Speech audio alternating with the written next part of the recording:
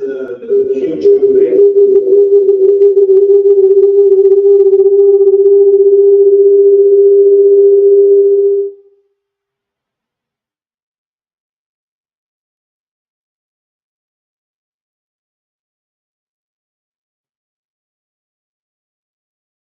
So in fact, many authors have started those different channels of conference, either the basing channel or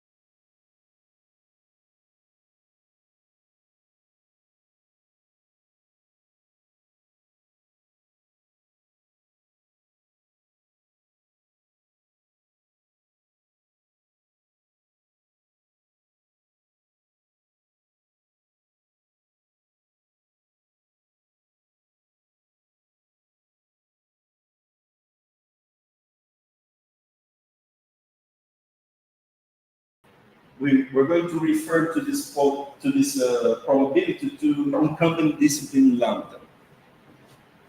And these ideas were established in two very important papers for this literature, which the first is one by Barrow and the other by Fairjohn. So those papers have thousands of citations. And in this model, discipline lambda and selection pi is going to determine voter welfare in equilibrium. So what we bring to this setup, we include a lobby into the game. And then the lobby is going to have dissonant preferences, the same of the dissonant politician. And the lobby appears as part of a deal with the dissonant politician, with full commitment. So how is that deal? If the dissonant politician wins the election, I mean, the dissonant politician is going to have his electoral campaign paid by the lobby. And if he wins, the lobby is going to decide on the effort for that campaign. And if the dissonant politician wins, he's going to be fully committed to follow the instructions on policy. And so how's going to be that specifically? We suppose that the congruent politician wins the election at time t with a probability pi, and that pi, instead of exogenous as in the Brasileia's model, is going to be a function of effort in the electoral campaign of the dissonant politician. And that effort has the power of diminishing pi. So as B, which is the effort, grows, pi is going to decline with a positive second derivative. So on the other hand, the congruent politician does not make any deals with lobbies. So the probability pi is going to be a mere reflex of what is happening with effort by the dissonant politician. And second, we suppose that probability tau that the dissonant politician's type is going to be revealed to voters is also going to be endogenous.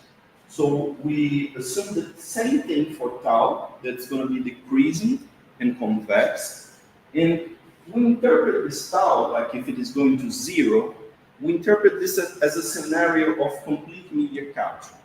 So the lobby and the dissonant politician would like this probability to be as close to zero as possible, but it has a cost. It has a cost of 8. So the lobby is going to do some math to choose what it's going to do with tau. Okay. So this is the timing of the game. So at first, there's going to be the deal between the lobby and the dissonant politician. And the lobby is going to choose campaign effort, B. Okay? And then we're going to focus on the timing that the lobby is always in the power. So after that, imagine that the lobby is in the power, then nature reveals the dissonant trend to the lobby and to the dissonant politician.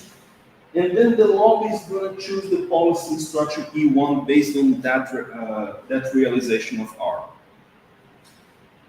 Then the lobby, imagine that the lobby sees a rent that is too low, and then he wants to behave. In that case, he wants to minimize tau, the probability that he's going to get revealed.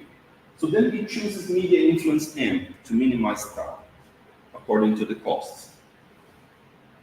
And then after that, voters are going to see the policy and maybe to see the type and to decide if they re-elect or not. After that, imagine that the dissonant politician is not re-elected. The lobby has the option of financing another dissonant politician, a fresh one, for running the power at the second term. So then he's going to choose B2 for that fresh politician. And then the cycle repeats. So there's going to be a second political term. So we're going to solve this model backwards for its unique perfect Bayesian equilibrium. And then in equilibrium, the strategic interaction lobby voters will determine those ingredients of voter welfare. which are going to be incumbent discipline lambda, political selection in both periods, and voter information tau.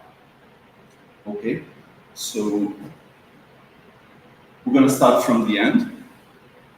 So here, this is the problem that the lobby solves for the election in the last period. He maximizes this his expected payoff based on the probability pi, and he's facing this cost, this marginal cost of C. So the solution to this problem has to do with the inverse of the derivative of pi.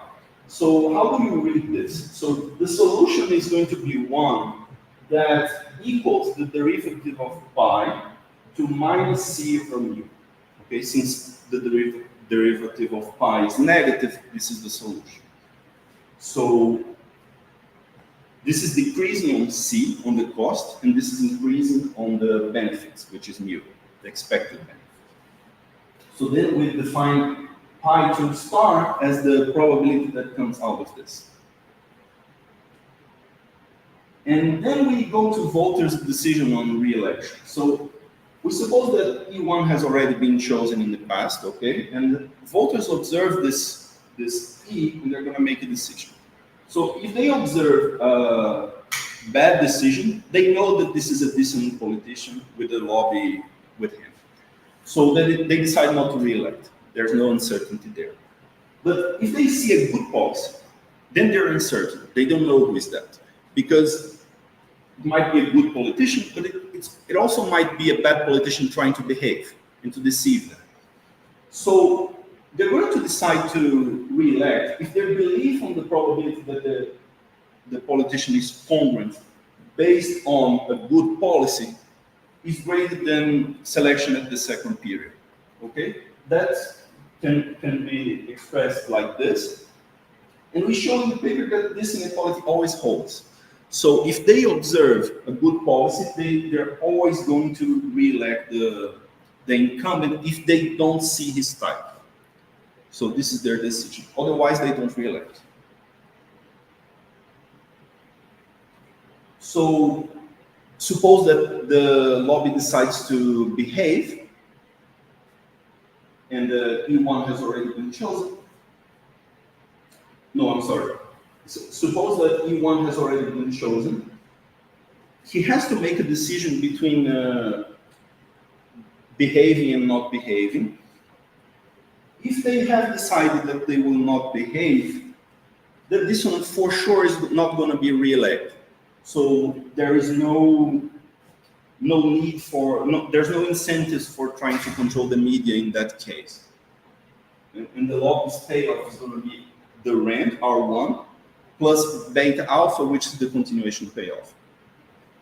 So there's no incentives for media influence.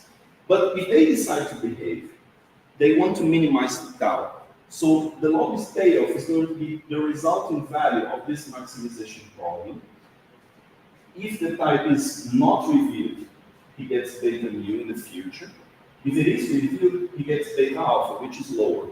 So he wants this to be as high as possible. And the solution to this problem also has to do with the inverse of the derivative of tau. So chooses n, so to equal the derivative of tau to this expression here. Okay? And then we define tau as the equilibrium tau coming out of this.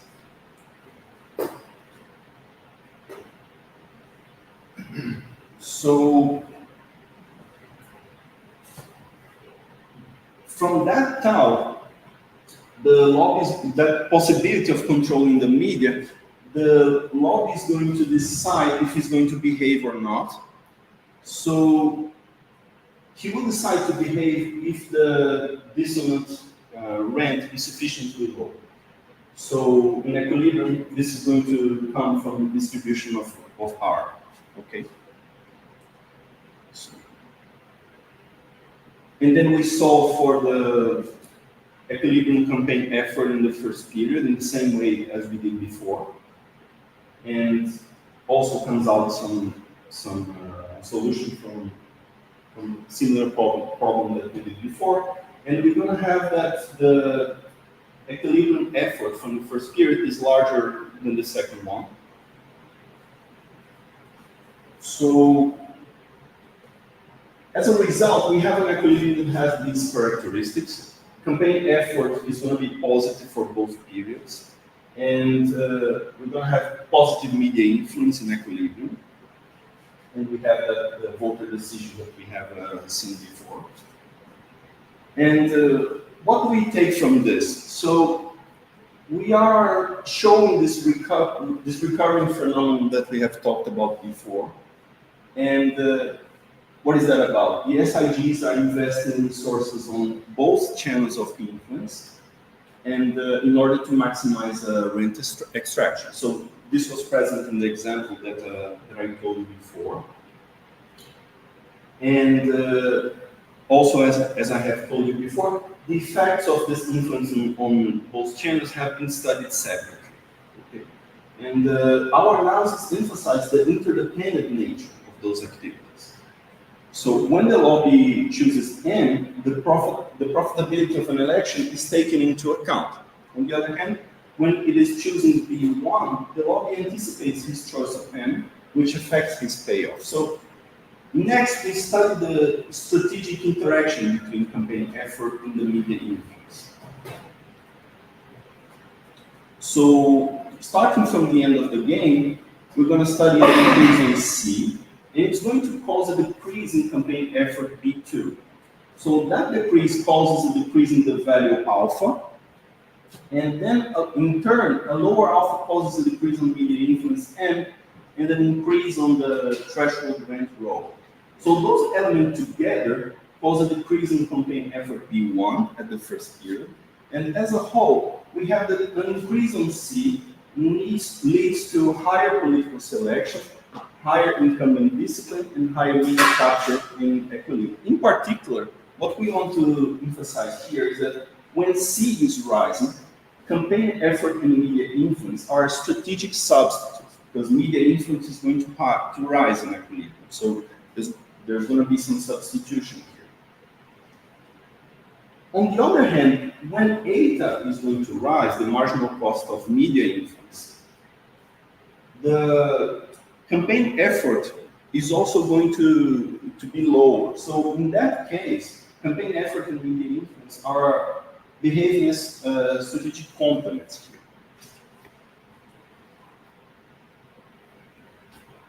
So from this exercise, our contribution is that we offer a richer understanding on this strategic relation between campaign effort and media influence.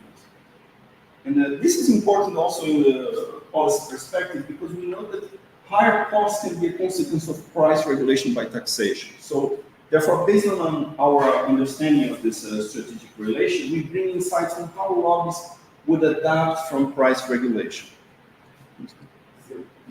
Okay, so I'm just going to talk about what we also did. We have applied our framework also to study campaign spending caps, and with the campaign spending caps have been studied in theory, and there's also some recent empirical evidence on this. And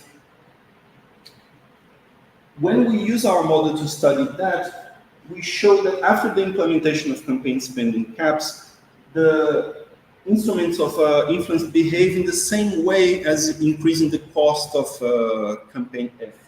And we show that three effects are always happening, not necessarily a better political selection, but there are always two other effects: higher incumbent discipline, which is good, and higher media capture, which is bad. We don't know what's the result of that regarding voter welfare. We have some results on this on the paper as well. And with the interest of time, this is it. Okay, I stop here. Thank you very much. We're gonna leave the questions for the final session. And so we have now the presentation of the paper Income Inequality and Elections, Funding Evidence from Brazil and Japan. It's a quarter paper from Felipe Roviero and Mauricio Gari. Mauricio Gari is going to present. I will let you know when 5 minutes are left. Right. So while the paper charts, let me try to give the motivation for this study. Well, it started a long time ago when a researcher from Florida, from the United States, was writing a book on inequality in Latin America. And she saw my research with Adriana Portugal on political processes and campaign spending. And then she said, do you have anything to say about the role of inequality? Can you write a chapter of the book about that? Then we took the challenge and we started to adjusting a model in a way that it could deal with inequality. And then we found a result, a theoretical result, and then we tested for Brazil in a cross-section data with Brazilian municipalities, and it worked as we expected according to the theoretical model. Then I started working, we wrote a chapter, and I continued working on that. And then I applied for a research grant in Japan to do the same kind of empirical study for Japan. And the reason why I did that is that Japan is kind of opposite of Brazil in terms of inequality. Brazil is one of the top unequal societies. Japan is one of the top equal societies in the world. So if it works for Japan, it's a good test for the theory. And then Felipe started working on his master thesis with me. He has Japanese origins, so he can read and write in Japanese very well. And I proposed him to extend that work, both with Brazilian data and with Japanese more extended data. And this is the result that we are showing you. So the main idea of the model, and that's basically the whole presentation would be that slide, is that we know when we study political processes that there is a strong tendency that we call the Downian model that was found by Downs that leads to the median voter theorem that says two political parties that care only about winning an election, they tend to converge in their announced platform in a electoral competition model. So that's the typical result that we have. And that result is quite strong in theoretical terms. We introduce many things and we still get the same result. However, if parties care very much about the ideology also, then they wouldn't go that far as getting to the same policy. Of course, if I'm a left-wing party and the other one's a right-wing party, we are going to come closer to each other, but not that much, because as I get more to the center, I lose many of my ideological voters too. So because of that, we get an equilibrium with differentiation. And where does money enter that equation? That money helps parties to influence voters. So I could not represent that loud voter, but I make very good advertising, very good political campaign, and then people start liking me a little bit more, and that allows me to choose different policies. If we were, both parties were not ideological, they care only about being re-elected, then they would still converge, but it wouldn't be the converging point would be a little bit biased towards the strong contributors. So that's the typical result. But still, it doesn't say anything about inequality. So the point here is that, the intuition of the model is that when a party represents the poor and another party represents the rich, and the poor and the rich are very different, then what that party that represents the poor wants is a lot of government to give social support, all types of social programs. And what the party that represents the rich want is almost no government, because they are paying for everything. So, however, if the rich and the poor are not so different, like in Sweden or those Nordic countries, if we switch from one party to the other, the policy, public policy, taxation, it doesn't change that much. Maybe if we go a bit to the left, and taxation increases a bit. If we go to the right, taxation reduces a bit, but still, it doesn't change that much. Now, think of you as a contributor to an electoral campaign. If you are in Sweden, you see, I like this party, but this one is so similar. I'm not going to put that much money in that campaign.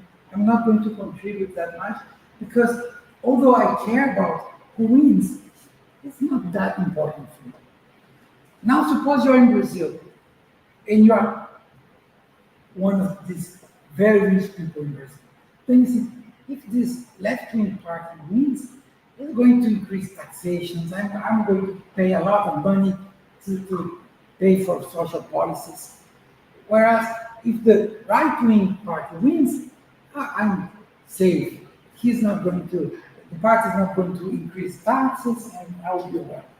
And the same thing, a poor person thinks, if the right-wing party wins, I'm in trouble, because there'll be no social policies. If the left-wing wins, then there'll be a lot of social policies. So both citizens want to contribute a lot to the campaign, because what is at stake is very important to them.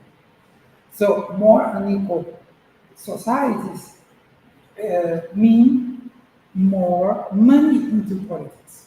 So that's what the theoretical model says. And it's strange, because unequal societies tend to be not as rich as more equal societies. One of the things of development is getting a bit more equality than underdeveloped countries. But what really matters is the expenditure per capita, per inhabitant. And when we got that result and we tested it, we started testing it for Brazil in a cross section, and then with Felipe, we did it as a panel data.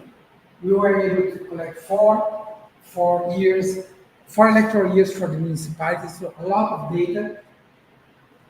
And then we run regressions of different types, PLLS. Just to give you a flavor, this is the map of Gini. We had to estimate, we don't have municipal Gini very well, but we took heights data, we estimated that. And then we compare with inequality, and we see some overlap.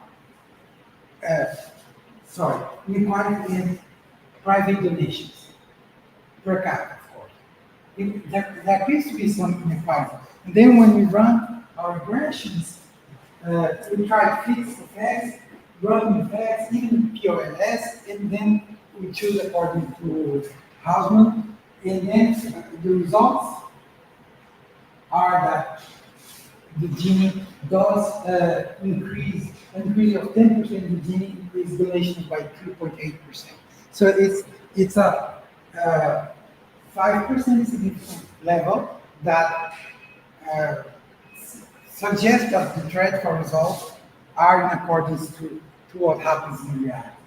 Then we turn to Japan. Japan has a different structure, and it has, like us, has two houses, the lower house and the upper house. And the lower house is like our House of Representatives. The upper house is like our Senate. This one changes a lot throughout the years. This one's quite stable in terms of, I'm not talking about the electoral result, but the structure. How many representatives you vote for, etc. Here it's been stable since the 70s, so we have a lot of data. But this is like the Senate is what would be their states. It's CAN, or they call prefectures. The prefectures are our states.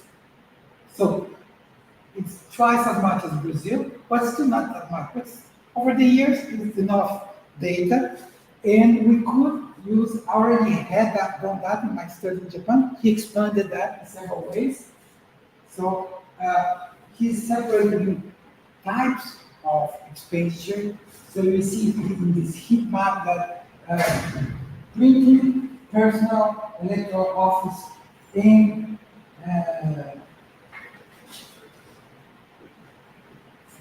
what that is.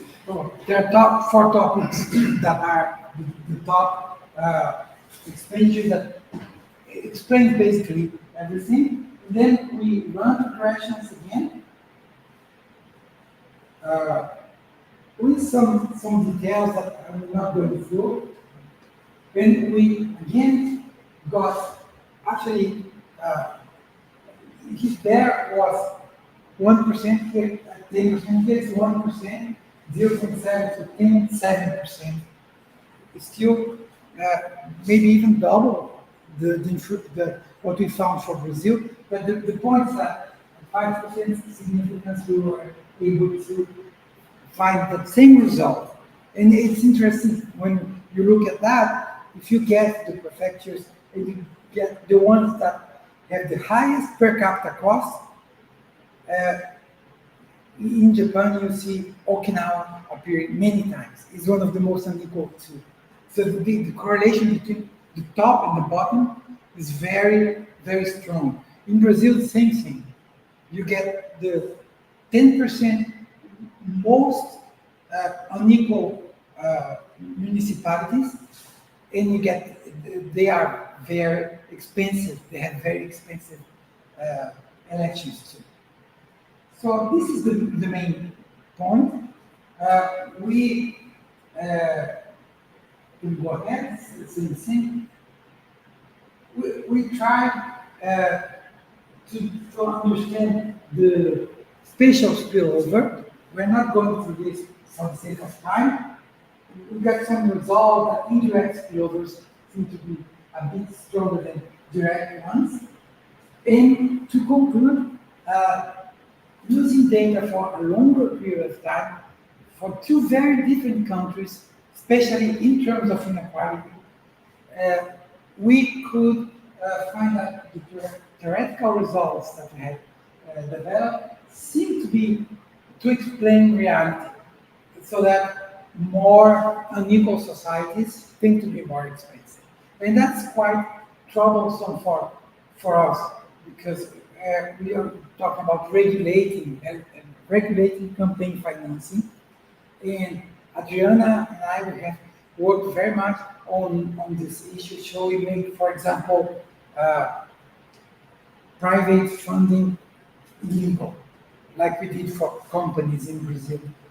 And we could think, oh, maybe this paper tells us that we should, because there's a lot of money in unequal places in Brazil. But the point is that it's very hard to really make it enforceable. So you're making some legal data that were available to everyone into illegal but unavailable data without it being very clear whether it's good or bad for the country in terms of equilibrium. So the point is, we need to think about campaign financing in a very careful way, thinking about mechanism design. How we design mechanisms to create right incentives, which is not at all a simple result. So I'm done. Well, thank you very much. Thank you.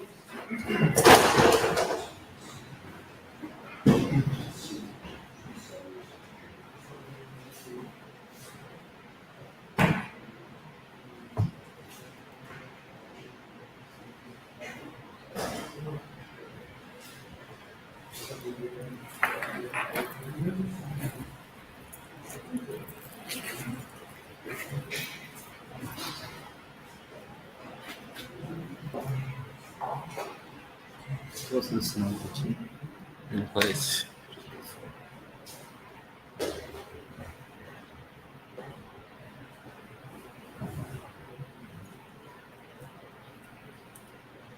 Não, não ensinou.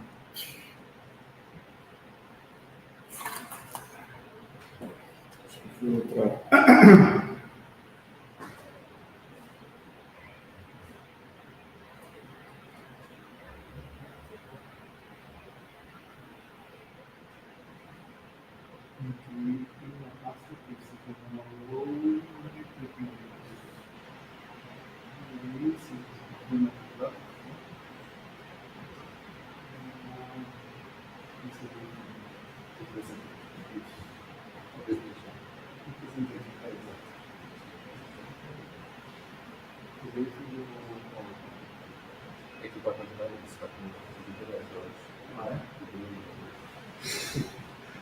mas é o mesmo? Sim.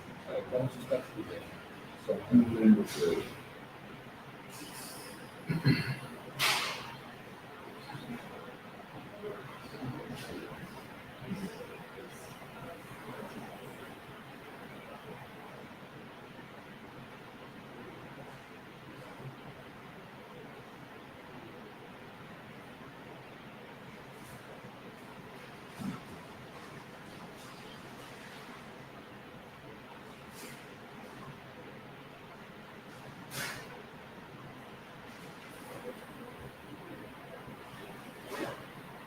um PowerPoint. Eu não preciso dar uma ajuda mas eu posso ficar. Esse aí é o PDF. Isso. Eu vou começar aqui, vai ter vontade de Porque até melhor o PDF, porque eu vou passar a página. Isso. Okay. Thank you very much for the invitation. I'm going to present this. This is a joint paper with Luis Freitas, which is my co-author from the Northwestern University. And we are dealing here with the problem of public good provision.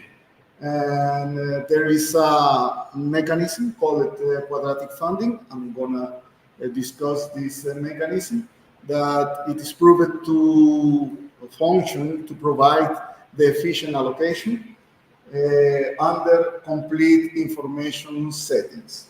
We are going to show that when we include incomplete information, this good property is lost, and we specify in which cases it is maintaining the efficiency, and when the efficiency is not reached, we are going to provide some measures of inefficiency and show how the inefficiency responds to changes in the number of participants and the uncertainty of the system.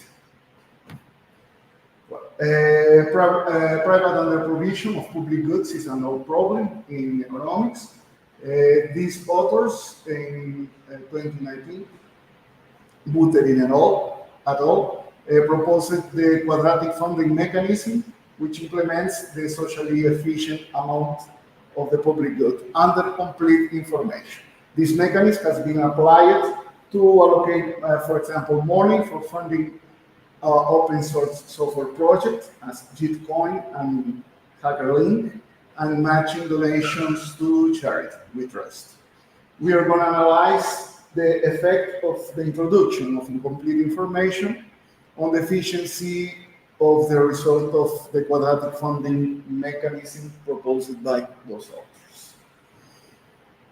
Specifically, the main results are the following. We first revisited the quadratic funding mechanism under complete information and show that the efficiency holds even for corner solutions.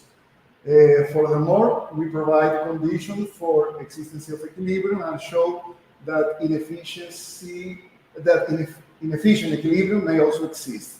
All these results were not discussed by Buterin. For this reason, we include this in the paper. After that, the main part of the paper is the introduction of incomplete information in the structure of the public good provision with the quadratic funding mechanism. We prove the existence of equilibrium and provide necessary and sufficient conditions for the equilibrium be efficient. Finally, we propose two measures for the inefficiency and analyze the changes of the inefficiency when the number of participants and the uncertainty of the of the mechanism is increased also. Well, going to the model, there are n players and a single public good that is going to be provided. The utility function are those utility functions are quasi-linear utility function as usual in this literature. We are going to suppose that the utility is increasing, strictly concave, and satisfies this condition of the marginal utility being zero when the total amount of the public good is going to plus infinite. Okay, remember that here F is the amount provided of the public good, and M is the individual resource or money used by the individual I. A quadratic funding mechanism is a way to aggregate all the individual contributions. So this is it's a function from Rn to R, such that phi of C is the amount provided of the of the public goods. Usually, this phi is simply the sum of all contribution, but we can assume that the aggregations is in another way, as Buterin proposed the quadratic funding mechanism.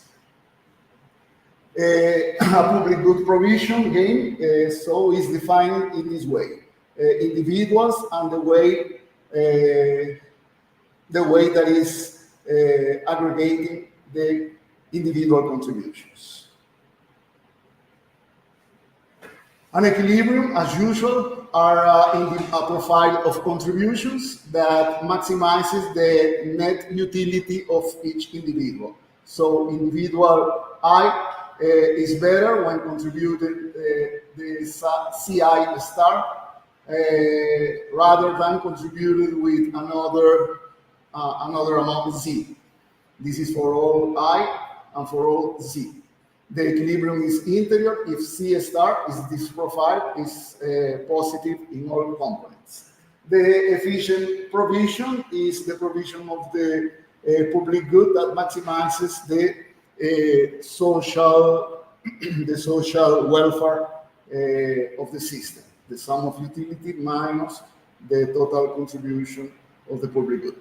So the first order condition for optimality, as we know, is when it is strictly positive, is the derivative equal to 1. So everybody has a marginal utility of the total amount of the public good,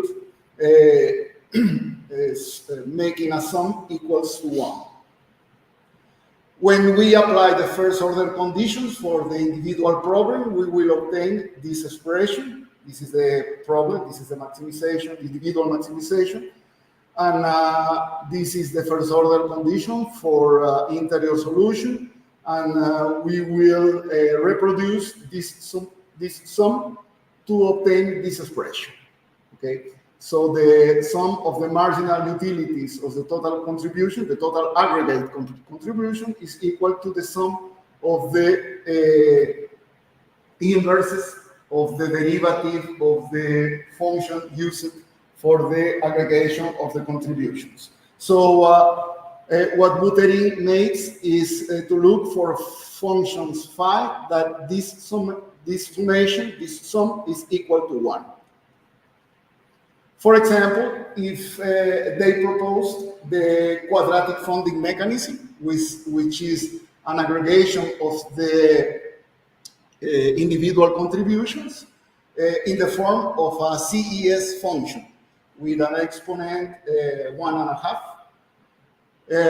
And if we calculate the partial derivatives, we will have this expression. And if we make the sum of these partial derivatives, the inverse of this partial derivative, we will have equal to 1. So the total contribution is equal to the efficient amount of the public goods.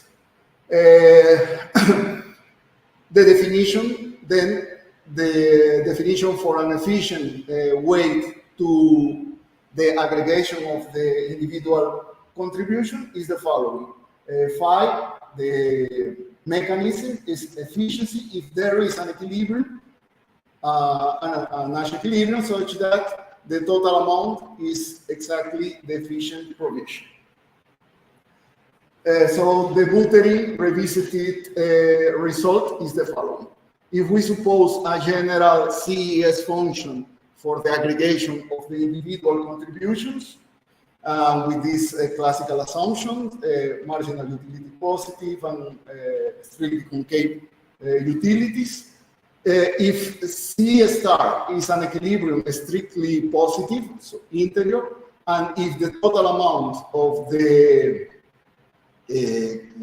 contribution of the public good, of the efficient allocation of the public good is strictly positive, so these are two hypotheses, then for rho greater than 1.5, the total contribution is under efficient. If rho is lower than 1.5, is over efficient. Is the total contribution is greater than the efficient contribution. Only when rho is equal to 1.5, so this is the expression, or this is the result of Buterin, we can recover the efficiency of the mechanism. So for obtaining this, that the quadratic funding provides the efficiency of equilibrium, the efficient equilibrium, we need in Buterin two things. We need that the equilibrium has to be strictly positive, interior, and the efficient amount of the public good has to be also strictly positive. We first explore when this happens, and if in fact they are also necessary conditions for obtaining the efficiency of the quadratic funding. So the queries are does positive or strictly positive efficient allocation exist, and does interior equilibrium exist? So first, we prove that with this hypothesis, there exists a unique efficient amount of the public good. So the efficient amount could be 0 too.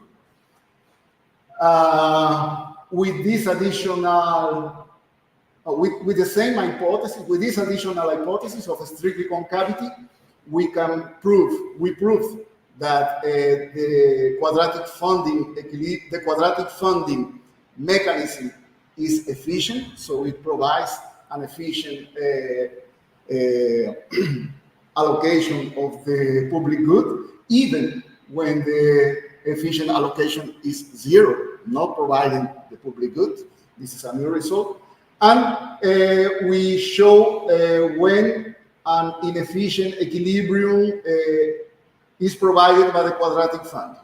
Again, with the same hypothesis, we have that quadratic funding also provides an inefficient equilibrium if and only if the sum of the marginal utilities in zero are greater than one, but all the marginal utilities in zero for all individuals are lower than one. In this case, we will obtain that the quadratic funding not only provides an efficient equilibrium, but also an inefficient equilibrium. Now, the second part is the analysis of this quadratic funding under incomplete information. What does incomplete information? Well, now our individuals have types. Types of individual Y are a final number of types. The utility, again, is a quasi-linear utility. But now the net utility of the public good depends on this random variable or this random type. These random types have a probability distribution. So the public good provision gain with incomplete information now is this set: utilities, types, probabilities, distribution of types, and the way to aggregate the individual contributions. Again, the equilibrium is a profile, is a contribution profile such that for each individual is better to stay in that profile rather than changing the individual contribution. Maximizes the individual net utility. An efficient provision, again, is the provision that maximizes the total social utility, net utility. It's important to note that this depends on the profile of types of individuals. So the efficient allocation is what we call exposed efficient allocation because it depends on the realization of the types.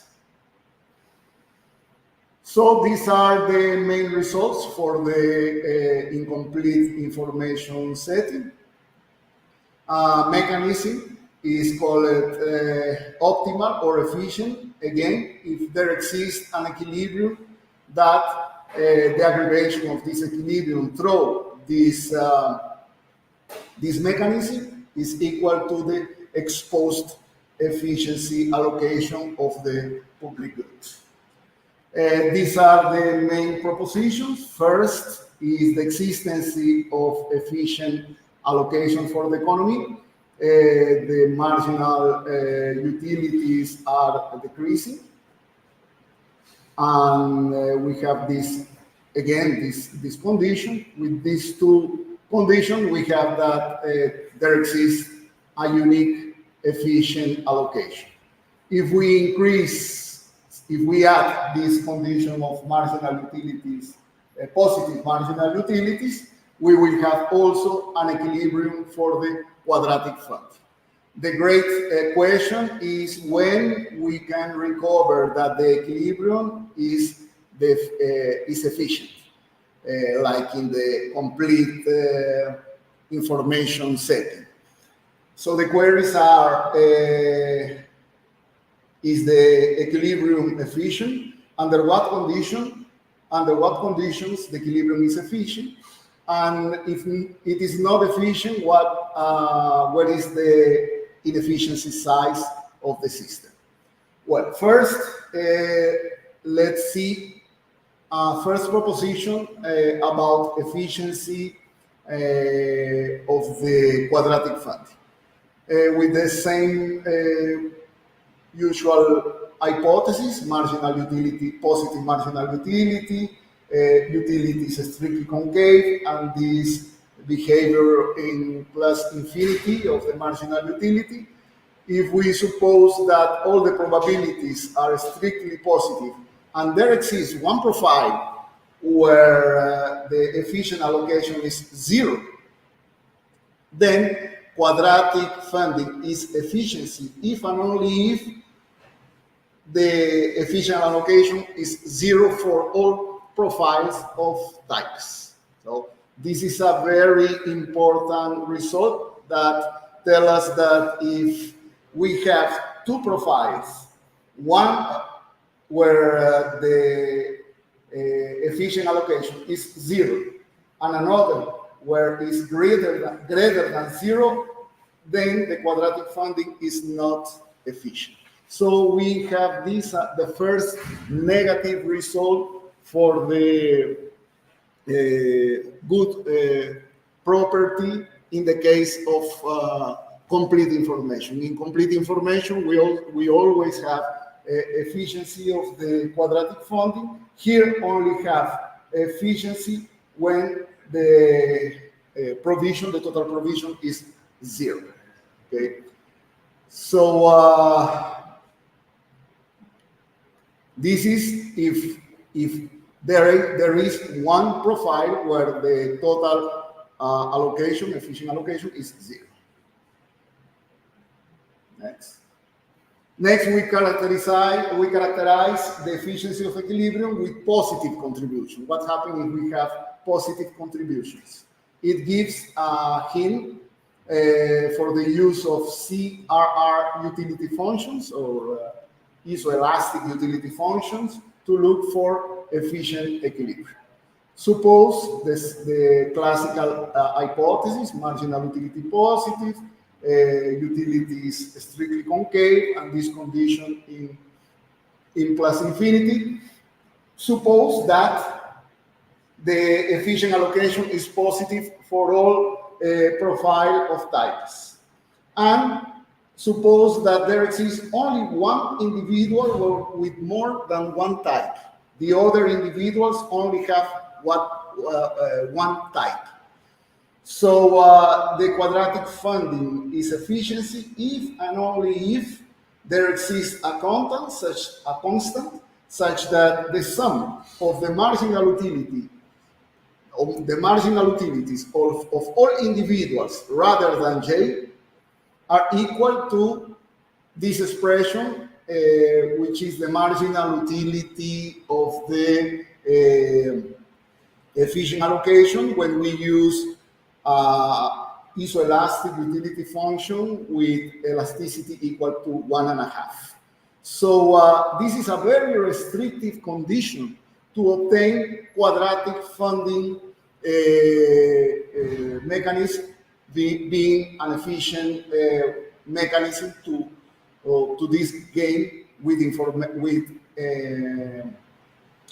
incomplete information.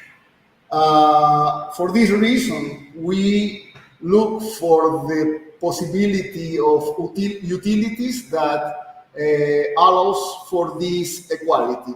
So if we suppose the utility function for the individuals being a CRRA utility functions of this type with only heterogeneity in this coefficient, which is the coefficient determining the incomplete information of the system.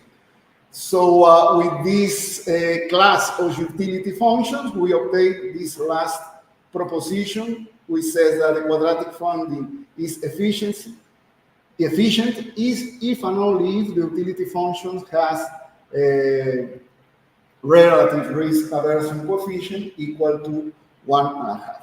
So only in a very special case for the utility functions we can recover the efficiency of the quadratic funding mechanism. For this reason, we propose two measures for the efficiency of a system. This measure can be used not only for this type of games, but any other incomplete information game. The social welfare is this one, the sum of utility minus the amount of the public good. The ex ante amount of the public good provision is that which maximizes the expected value of the social welfare utility. Remember that when we maximize this welfare function, we obtain the ex post efficient allocation. This is the ex ante provision of the public good. So we define two measures for the deadweight loss of the system, the absolute deadweight loss and the relative deadweight loss. This is simply the variation of the welfare in the equilibrium and the welfare in the equilibrium and the welfare in the exposed efficient allocation.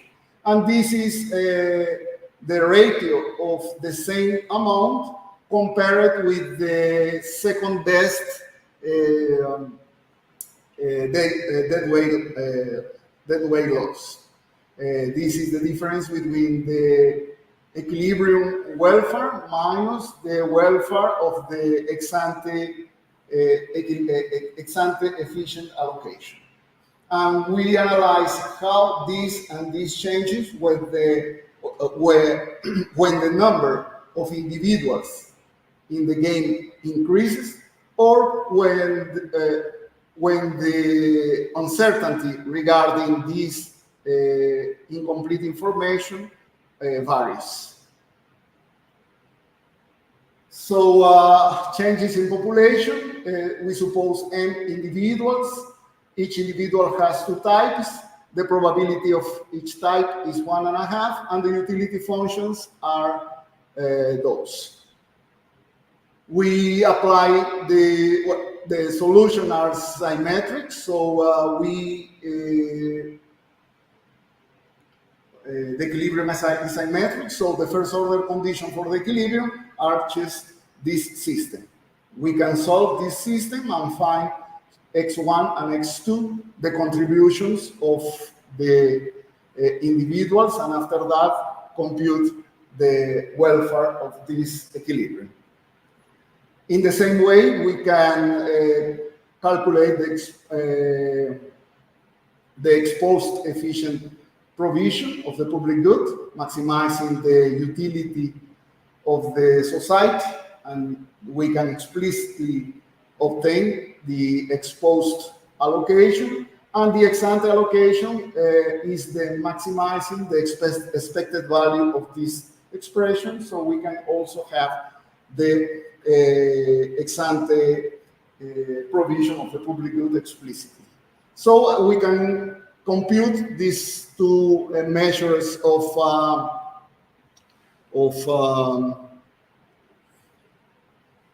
inefficiency, and we obtain this result for the absolute deadweight loss of the system. This is for gamma equals to rather a value close to 1.5. So the inefficiency is very small, as you can see. The vertical axis is the size of inefficiency, it's almost 0. And we observe that when the relative risk aversion is 1/4, 1, and 3/2, we have this behavior to the inefficiency. The inefficiency increases here increases, but remains bounded, and here we have also a behavior, a stabilizing behavior. Regarding the relative deadweight loss, we obtain very stable behavior of this measure of the inefficiency. meaning that when the size of the population increases, no matter what is the relative risk aversion coefficient, it is always the same. It is stabilized. Well, here we make some examples or some numerical examples changing the level of uncertainty. Maybe we can show the graphs. Could you pass one more? This, for example, is when we change the level of the probability of the types. When the probability of type is close to 0 or 1, it's almost the complete information. So when we go to 1.5 for that probability, we obtain the greatest size of dead weight lost. One more. This is regarding the relative risk aversion. Also, we have this asymptotic behavior going to 0, independent of gamma. And finally, well, this is interesting because we are going to make it the sensibility regarding gamma, regarding the relative risk aversion coefficient. As we can see, in gamma equals to 0, the inefficiency is zero, but as gamma comes far from 1.5, the inefficiency increases without bounds. And the conclusions are these three.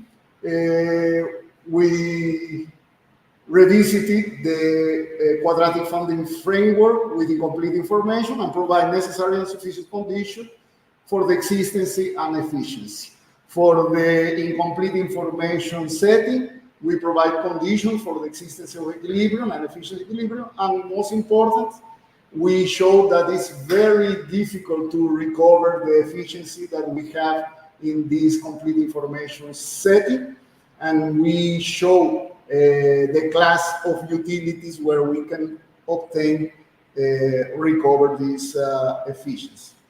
Because of most of the cases are inefficient, we provide two measures of inefficiency and show the sensibility of these measures regarding the number of participants and the level of uncertainty of the system. That's all. I think that there is one more. Thank you very much. This is my email if you want some contact or some other information. Thank you.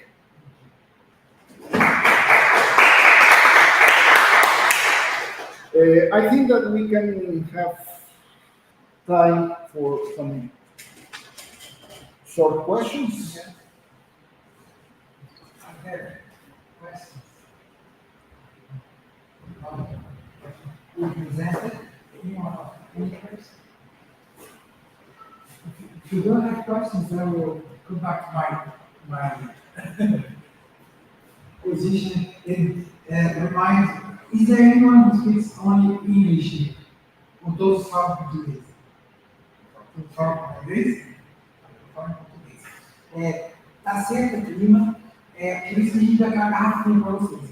Tem bebedouro, na verdade, com uma gelada, não, tá? Por favor, enche aquela garrafa assim, porque infelizmente a gente tem as garrafas, inclusive uma verba que eu tinha reservado para isso, não se manteve. Então, eu estou falando aqui para ver se consigo. Mas a água é de alta qualidade aqui, passa uma linha de umas garrafinhas, enche de água, bebam muito, porque principalmente quem não é de Brasília sofre aqui. Porque passa muito calor. Com relação ao almoço, a gente, seguindo reto nessa direção, tem um restaurante universitário que tem uma sala, uma escada entrando nele à direita, que a gente chama de burguesão. Tem um bandejão, que é da bandeja, e o burguesão, que é o almoçar sério. Não é burguesão, mas é um pouquinho melhor que o bandejão. Desculpe, Mas quem não come muito, às vezes até sai mais em conta. Né? Então, se vocês quiserem ir lá, é o mais perto que tem. Tem outros restaurantes por aqui, na lanchonete, mas mais perto mesmo para ir até um. Ou tentar pegar o vídeo para lá e pegar o carro. Vamos ver. Bom, eu tinha duas questões para os apresentadores, para o Vinícius, né? Fiquei com dúvida. Bom, a primeira, você colocou que os candidatos eles podem ser 0 ou 1. Então, o votante, o cara que vai votar em um dos dois, não é isso? Não. A gente trabalha com o eleitor de uma forma muito reduzida. Né? A gente só supõe que a probabilidade do político bom ser eleito é igual a pi. Então, 0 ou 1 é a política, a decisão política. Sim. Mas então, eles estão escolhendo não o candidato, eles estão escolhendo a política. É isso? Não, a política vai ser escolhida pela decisão executiva, depois do prudente. Né? Sim. A gente só está supondo no início como é que o gasto eleitoral vai estar afetando as probabilidades dos políticos serem eleitos. Uma vez que eles são eleitos, eles vão escolher a política. E baseado nisso, baseado como o eleitor observa a política ou potencialmente o tipo do político, eles vão decidir se eles reelegem ou não. Tá. Entendi. E a outra era, bom, também tem um lobby aí no meio fazendo um papel. Esse lobby, ele tem uma probabilidade tal que dependia de eles, não lembro da quantidade de dinheiro investida, né? Isso, o lobby estava influenciando a política de duas formas. Estava colocando dinheiro na política na eleição do político ruim. Então, se o político ruim fosse eleito, ele ia fazer tudo que o lobby quisesse no executivo. E também podia investir recursos para tentar controlar a mídia, para tentar diminuir a chance do político ruim que está fazendo um acordo com ele ser revelado para o eleitorado. Ele está influenciando a política dessas duas formas, que representa um pouco aquele exemplo que eu mencionei da inheritance tax dos Estados Unidos.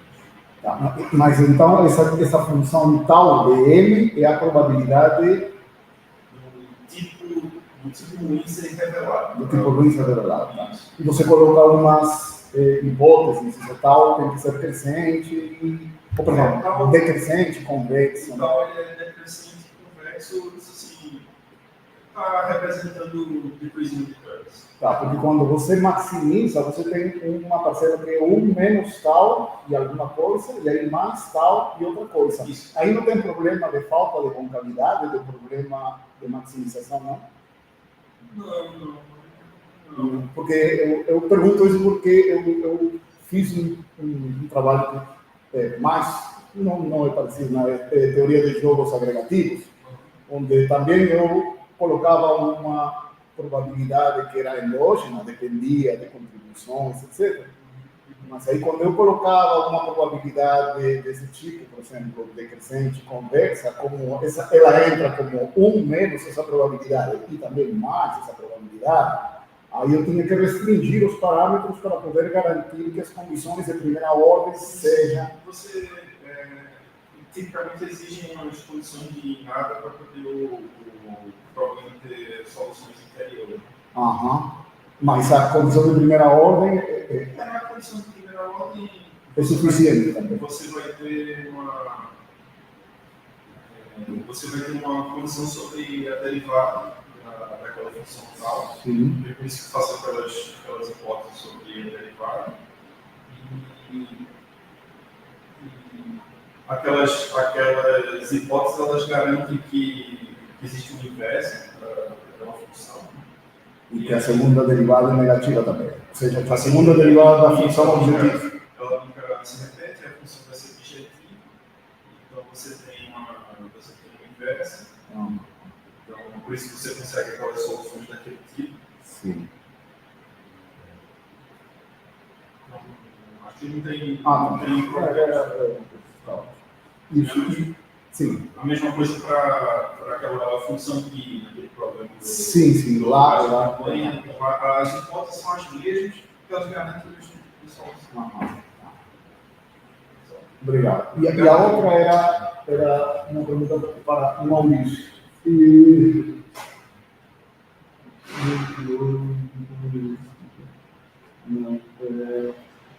Era que vocês fazem desigualdade, inequality e gastos em campanha.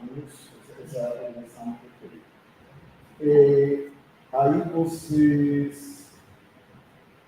A eleição é feita no período pré-campanha, pós-campanha, pré-eleição, pós-eleição. É nome eleitoral.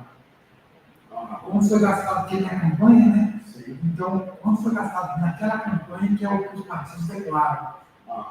Eles são os gastos que eles declaram do processo eleitoral. Sim.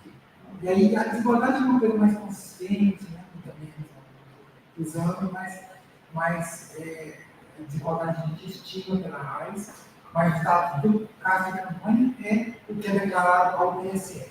Então é inequalmente explicando o gasto. Exato. E a gente fez mais algumas coisas que eu não falei. Tem duas coisas que eu não falei. Esse trabalho é apresentado pelo Felipe. E ele não conseguiu vir para cá por causa daquela chuva que teve ontem lá em São Paulo, cancelaram o voo dele. Então, tem que dar o crédito para o Felipe, né? Pela apresentação que ele preparou, com todo cuidado, não pode fazer.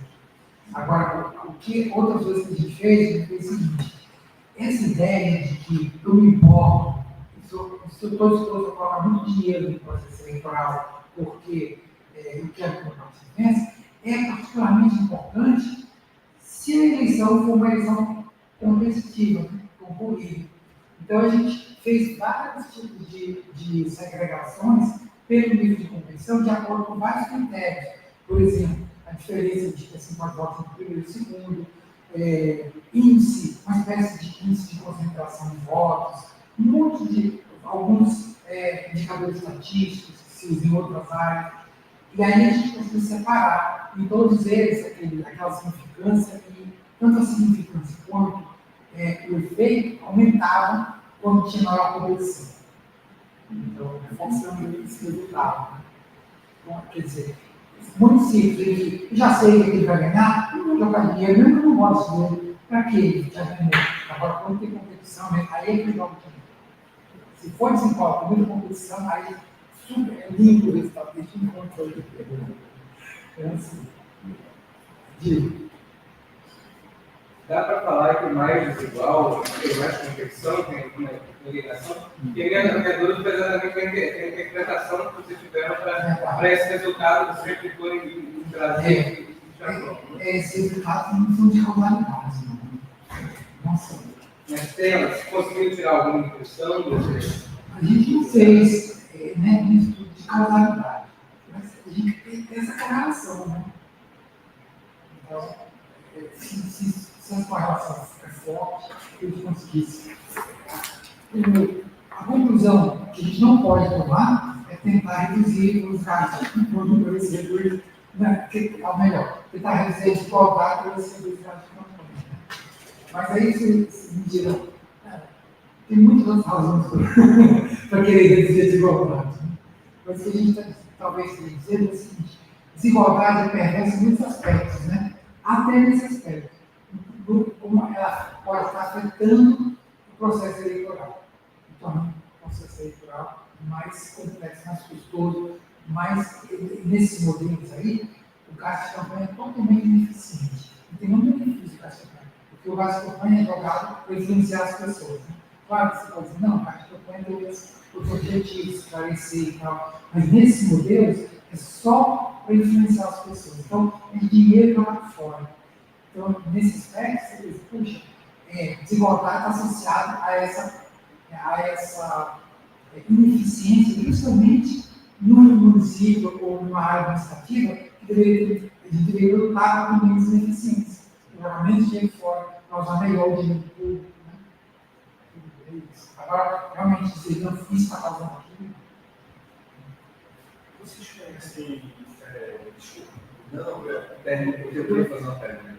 Eu acho que ele está meio desculpa, eu não entendi isso. na fila um tempo. Não, tranquilo. É o seguinte, eu peço até desculpa porque eu estava no pessoal no curso lá e queria ver muita apresentação de vocês, todos, e eu cheguei atrasado, mas pelo debate estou começando a me inteirar. Um tempo atrás, na época do Supremo Tribunal Federal, decidiu a questão do financiamento privado e pessoas jurídicas. Eu fui lá. Pois é. Aí depois, aí a minha questão é a seguinte: nesse trabalho, você precisa levar em consideração o eventual financiamento privado de pessoas jurídicas. E isso como uma possibilidade no de vocês? Sim. E só para completar, e no do professor, se você tem alguma informação, alguma hipótese para a gente discutir mais, se aumentou ou diminuiu essa desigualdade por conta do fechamento da porta do financiamento ilícito de pessoas jurídicas. Deu para entender essa comparação com antes e depois da decisão do Supremo, depois da legislação? Rapidamente, a gente só conseguiu um ano depois disso. Então, a gente não tem dado suficiente para sentir um pouco esse efeito. O painel não deu para ver muito, diferentemente do caso do Japão. Só um comentário rápido, a gente tem uma reforma eleitoral importante depois do Collor, porque o Collor foi dividido por gasto de campanha, não foi? Ele pegou fundos de gasto de campanha, pegou uma réu, não sei o quê, aquele dinheiro que ele justificava, e foi impedido um pouco oficialmente por isso, né? Então, associado a gasto de campanha. E aí, melhorou no Brasil. Aí ficou mais fácil as empresas privadas, porque eles disseram, olha, caixa 2, essas coisas a gente não consegue controlar. Na mesma época, no Japão também teve uma reforma eleitoral para tentar reduzir os custos de campanha. E aí a gente observa que por volta dessa época de gastos no Japão aumentaram muito e depois reduziram consistentemente. De lá para cá, na época do Collor, né, porque a nossa essa reforma última foi mais recente, mas daqui de 98 para cá, tem reduzido consideravelmente. Então parece que eles conseguiram de alguma forma reduzir os gastos, pelo menos declarados. Agora a questão do gasto não declarado, né? Esse é um trabalho muito importante, interessante para se fazer. Como mudaram os gastos depois que teve essa necessidade de tudo isso. Antes tinha um trade-off, né? Você podia escolher se receber pelo caixa 1 ou pelo caixa 2. Agora não tem mais, a opção é o caixa 2. Aí termina incentivando o político público. E ele já está confortável em ser financiado pelo caixa 2. E talvez desequilibre a competitividade do processo eleitoral, gerando mais desigualdade. Não sei se faz sentido essa forma. Assim, eu queria pedir desculpa que a minha administração do tempo foi péssima, não deu tempo de eu chegar nessa parte. Então, uma coisa que a gente faz depois é aplicar o nosso modelo para estudar técnicas de gasto nas campanhas, e a gente considera essa possibilidade de caixa 2. O lobby para poder doar para o caixa 1 e o caixa 2. E a gente supõe que o caixa 2 ele tem um custo marginal maior para levar em conta os riscos inerentes a essa atividade. Então, a princípio, o LAWLE vai sempre preferir caixa 1. Quando o teto de gastos é implementado, ele vai pensar, será que vale a pena agora colocar um pouco no caixa 2 ou não? Se o teto for relativamente frouxo, ele não vai usar. Quando o teto vai apertando, e ele vai apertando mais e mais, ele pensa, já apertou tanto que talvez valha a pena usar um pouco de caixa 2. Assim, esse ponto que chega até o teto apertar de fato, a gente faz uma conexão com a força com o enforcement da lei eleitoral. Quando o peso da lei é muito forte, vai pensar mais. Quando não quer fazer isso. Então a gente considera assim essa possibilidade que está no também. O que eu ia perguntar para o professor é se vocês estão por dentro do paper do EPRG, do Paulo Ferraz, outros coautores, trazendo assim, evidência causal sobre teto de gastos e algumas características nas eleições. E um dos resultados que eles têm é sobre o efeito de apertar o teto de gastos sobre competição eleitoral. Ou seja, quando o teto fica mais apertado, eles mostram que as eleições ficam mais competitivas. Porque aquele cara que estava na dúvida se vai entrar ou não, porque ele está sentindo que é uma coisa muito pesada, se o teto for mais apertado, ele entra com uma probabilidade maior. Então, isso é um dos resultados deles. Seria um resultado positivo. Né? Acho que eu vi esse período, assim, mas eu não estudei profundamente. Eu vi também uns papers que dizem que quando passou isso aí criou-se uma simetria muito grande, sabe o quê? Entre os candidatos que tinham dinheiro e os que não tinham. Porque se eu era um empresário, eu não tinha limite a respeito da minha atuação para mim mesmo. Se eu fosse muito rico, eu podia usar muito dinheiro na minha campanha. Não estava lá na lei eleitoral essa limitação. Né? Então, de repente, ficou uma limitação forte para quem não tinha essa abundância de dinheiro. E quem tinha, ficou muito fácil. Muita gente rica foi eleita, mas parece que ele não estava ali para lidar com isso. Nesse aspecto, todas as reformas têm que ser iguais. A gente foi lá na audiência, eu convidou várias pessoas para falar, vários especialistas nessas coisas. Eu tentei explicar que, a menos que a gente seja muito bom em controlar caixa 2, a gente vai perder muita informação e não vai ganhar muita coisa em troca. Depois ele veio aqui muito novo e ele deu uma palestra. Eu comentei com ele, eu acho que talvez, agora eu acho que a gente deve proibir de empresas que trabalham com o Estado. Empresas que têm contrato com o Estado, então não pode. Mas talvez empresas que não tenham contrato com o Estado, a gente talvez não deveria ser proibido. Uma coisa assim. Mas aí quando o problema da transparência, né? Difícil é como a gente sabe exatamente a empresa. Não, mas tudo bem, vamos supor que a gente sabe, proibiu. Mas isso significa que através do caixa 2 isso continua. Então, mais importante é a sua capacidade de percepção. E a gente não tem por dois motivos. Primeiro, porque não tem, e segundo, porque a gente tem uma lista de prioridades de percepção. Tem a lei administrativa no Brasil que torna escasso o recurso do estatal para esse fim. Aí, assim, é meio maluco você ficar se preocupando nisso nesse nível, quando a gente tem maior número de homicídios da região, uma série de outras questões que precisam de alocação prioritária. Tem que comprar com outro meu congresso lá para dar uma refrescada no partido.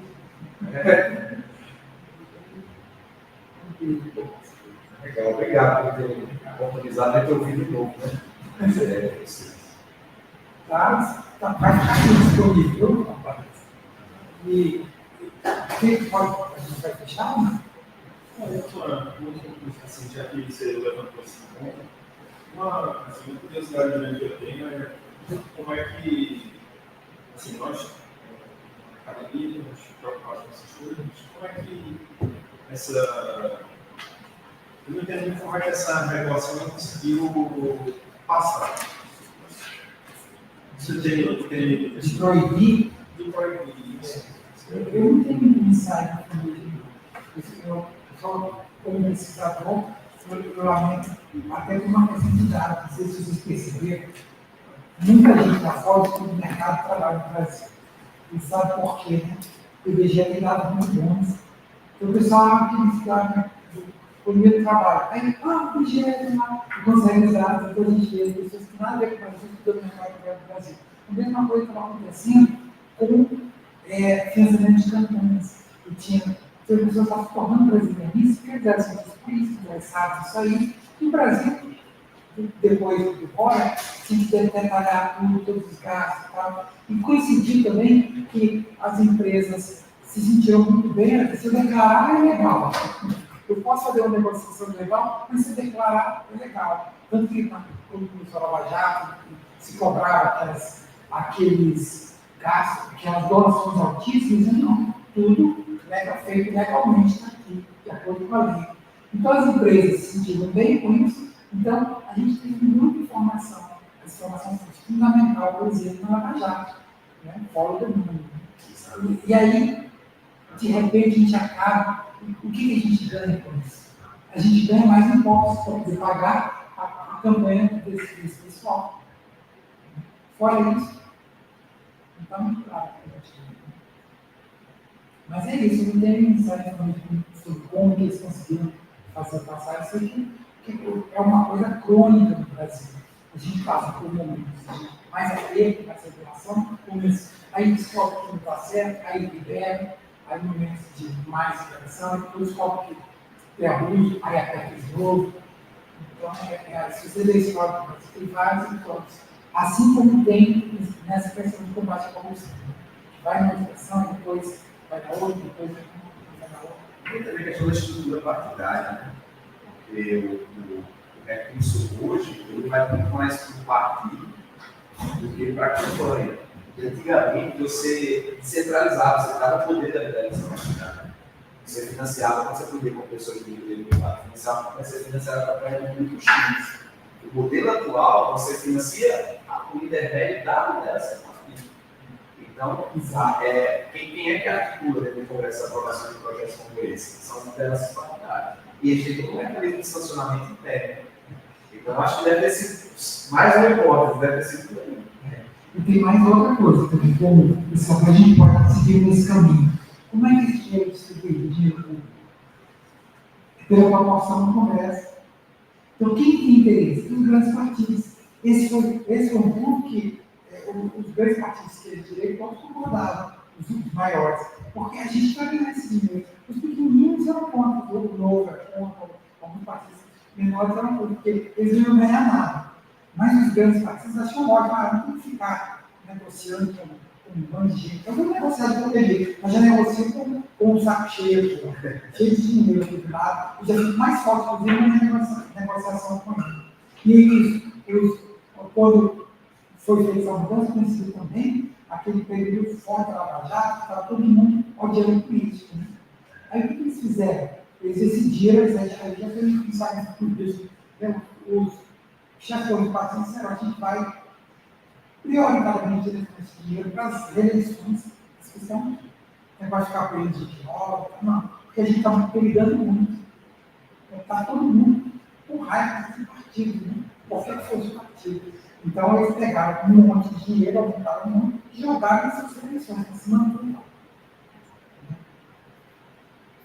Talvez isso explique também, né?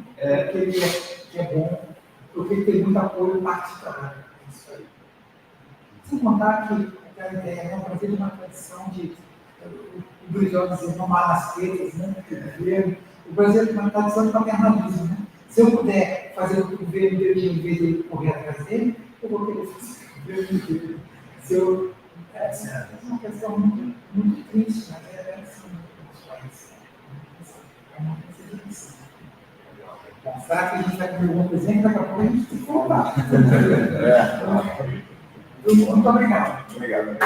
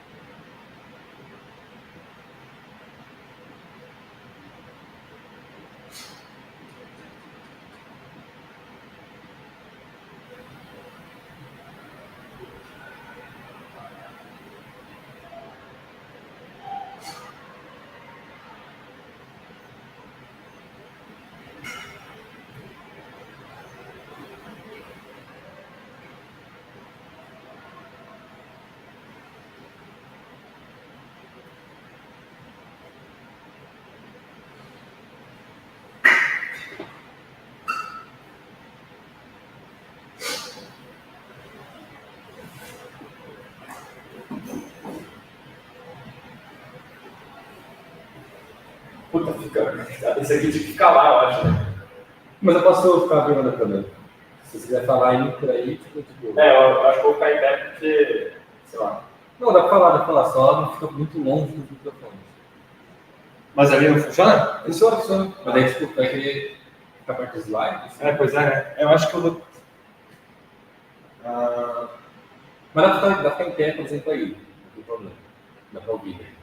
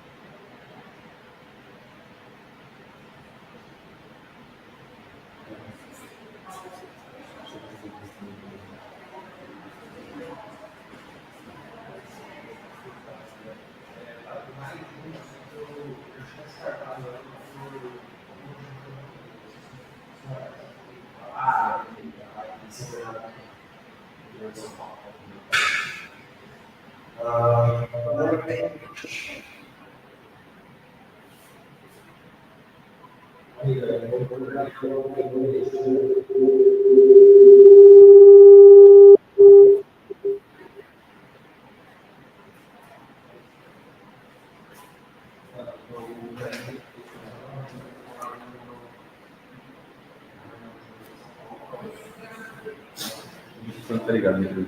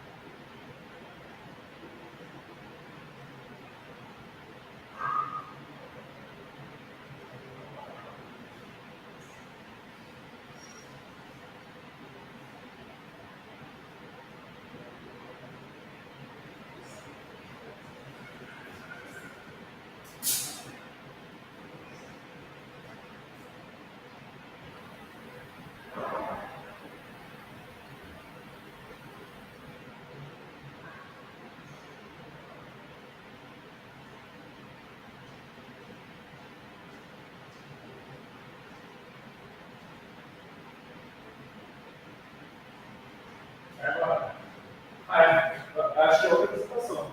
É assim, não, você estava listando. Ah, os passadores já funcionam. O bom, tudo bem?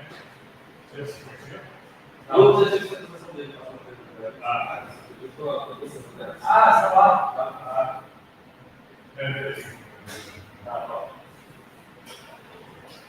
Aí eu estou fazendo com o pessoal e eu faço o deslizar, então eu fiz uma hora passada. Qual é que todos os que estão usando para compra não veio por causa desse site?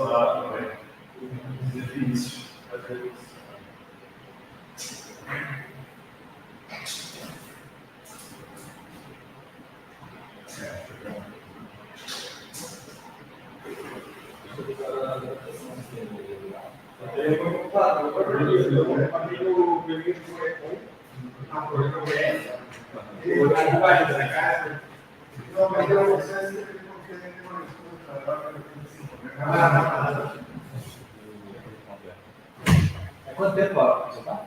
Uns 20 minutos. 20 minutos, 10 para. Tá, beleza. É Lucas, né? Isso. Pular e resto. Só descer ali, colocar iniciar. Não. Mas ali não,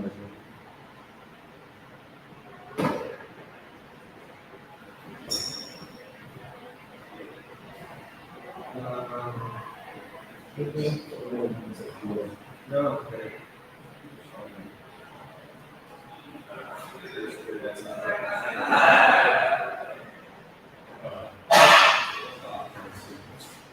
Foi o comércio. O comércio. Isso.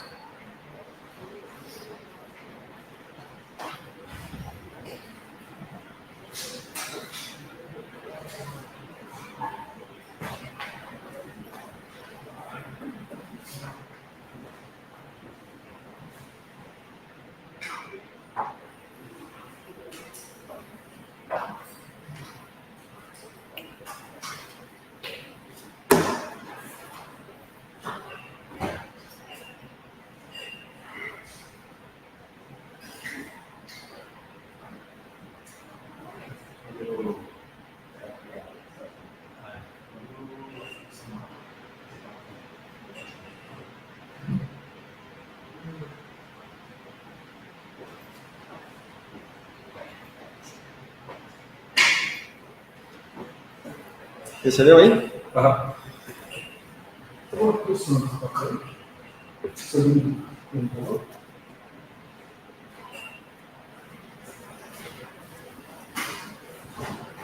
Aqui, não, aqui é o Seu Lucas, vai ser seu primeiro. primeiro. Aí tem o bugarim. É, mas não vai ser o lugar, vai ser o outro. Bugarim. Ah, tá. E aí, por terceiro, eu esqueci quem que é. Ah, é você, né? Não. É. Deixa eu ver se eu acho aí. Você tá vendo?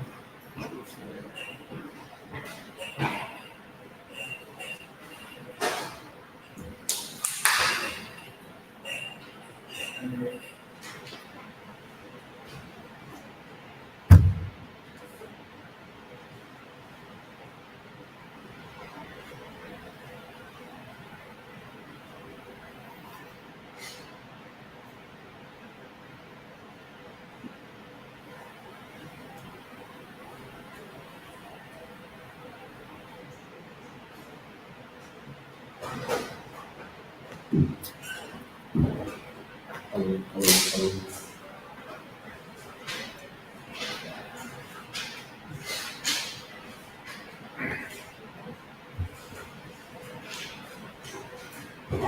Aceita? Só lembra. É, a gente já começa. Tem que esperar o apresentação deles, né? Vamos esperar. Ok.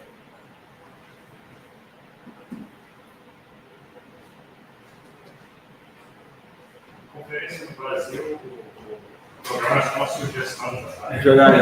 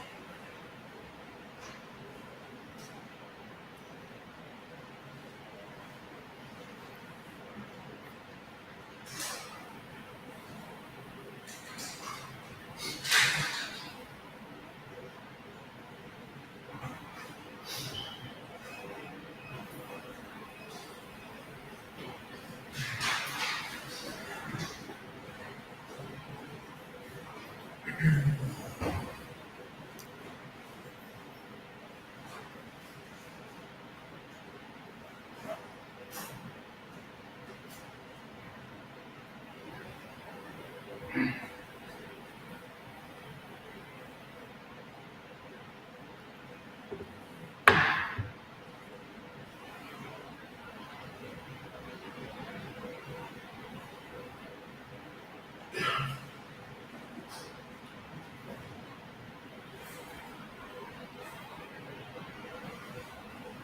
Luiz, lembrei de você.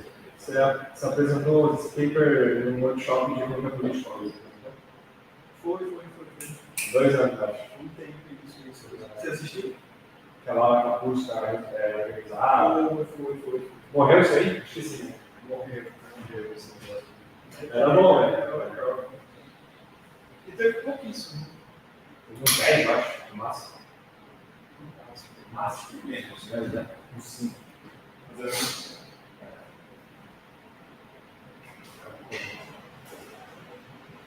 Porque ela ficou. Ela entrou em licença maternidade, aí deixou tudo na mão do outro, daí. Lascou.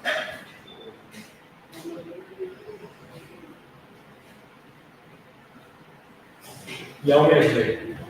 Aí foi o mesmo, olha. É o mesmo, que esse desenvolvimento desde então. Legal. Eu lembro que foi uma discussão com o cara da ESP lá. O cara de Estado, o cara. Nossa. Nada.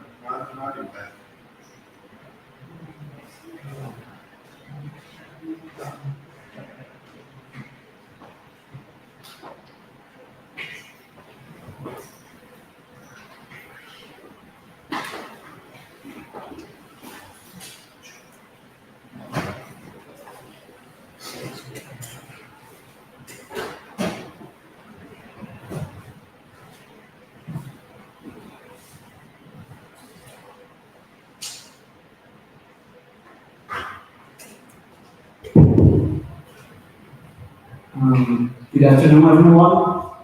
Now we are initiating the section of public institutions and institutes here the Latin American workshop 2023.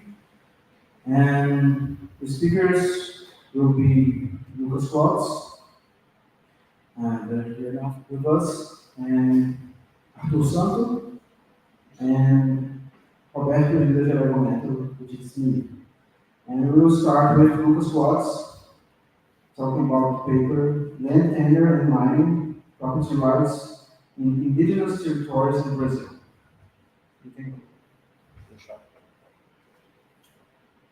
Thank you all for being here today. So I'm Lucas. This is joint work with my advisor, Bernardo Miller. And as described, I'm going to talk about land tenure and mining in indigenous territories in Brazil. For those who could take a look in the paper for a bit, we'll follow the main sections as our outline and index, so just follow as the paper. So some introduction and go from it. So mining has been present in Brazil since the colonial times. It has impacted social and economic transformations. You see people going to Minas Gerais in the gold cycle, then to the north, and they settle municipalities, and you have economic activities and so on, and there is prosperity, let's say. Also, mining is related to environmental degradation. So we have 1.2 million acres of deforestation in Brazilian Amazon related to mining, usually illegal one, between 2005 and 2015. So, and the great, and also we know that indigenous territories in Brazil are famously known as mining mineral sources, and there is a lot of pressure to regulate law to mine those areas. So, what we're trying to answer this here, for at least in this first exercise, what are the impacts of indigenous land tenure on farmers' expectations regarding mining activities? So we will use the institutional organizational analysis literature to investigate this scenario, and we argue that those firms and politicians wanting to regulate the activity inside indigenous territories are demanding new institutional arrangements. And then we want to understand what is the land tenure, indigenous land tenure, which is one of the fewest public policies related to the indigenous cause available in Brazil, impact on the furthest expectations. So our hypothesis here is that homologation of indigenous territories, so land tenure, will reduce research and mining requests in these areas. So just to control your expectations a bit, we're going to investigate the legal side of the market. We're not going to investigate the legal part in this paper right now. And how we're going to do that? We're going to use the PITITAL, which was a World Bank initiative between 1996 and 2005, which was a great program to homologate many indigenous territories in the Brazilian Amazon. And with that initiative, we can estimate the propensity score mentioned as our first attempt to estimate the causal effect, which will give us two very similar groups, one treated, which are the indigenous territories that were homologated in that period, and counterfactuals that were not homologated, to see how the number of requests changed. And in the average, you'll find that homologated territories had fewer mining requests after this period of the program. So we'll run a few robust checks, but I'll talk about that later. Okay. So the paper contributes, as I said in the beginning, the paper contributes to the Brazilian indigenous territories literature. And as I also said, titling of indigenous land is one of the fewest public policies related to this matter available. So I think in the policy context, the greatest contribution here is to try to understand a little bit of the impact of this policy in the Amazon. We have, of course, a great amount of literature regarding the importance of establishing and enforcing property rights and in development and the effect of property rights on development outcomes, violence. Bernardo already used the data that we use here to estimate the impact of property rights and violence. We have been doing the same thing with deforestation, and we'll do that today with mining. Okay, so a little bit of the institutional background. So the agency that regulates mining in Brazil is Agência Nacional de Mineração, National Agency of Mining. Basically, we have 4 types of mining requests or mining processes, which are the research interest, research permits, mining interest, and mining permits. So the farm goes on and gets an area and asks to research the area to see if there's any source that they want. If they pass, they have a research permit, then mining interest, where they have to account for environmental degradation and all that. And afterwards, we have the mining permits. When we talk about garimpo or small-scale mining, they don't have the resources, in theory, to do the research. So they skip these 2 steps here, and they go straight forward to mining interest, which is called small-scale mining permit. But this is just for you guys to understand a little bit. Okay. Since we're talking about 2 things here, mining and indigenous territories, it's important to understand a little bit about the history of property rights in Brazil, of indigenous property rights in Brazil. So for many decades, we have this indigenous tutelage that started in 1916 with the Civil Code when they created the Indigenous People Protection Service, where we would have this agency being a third party answering for the indigenous people when they needed to go to court or something. And we had this misinterpretation by many judges because they were like, okay, can the indigenous people claim for their rights or not? Because there's this third party, I don't know if they're speaking for themselves or not. And then moving forward, the Indigenous Protection Service was substituted by FUNAI, which many of you know, which is Fundação Nacional dos Povos Indígenas.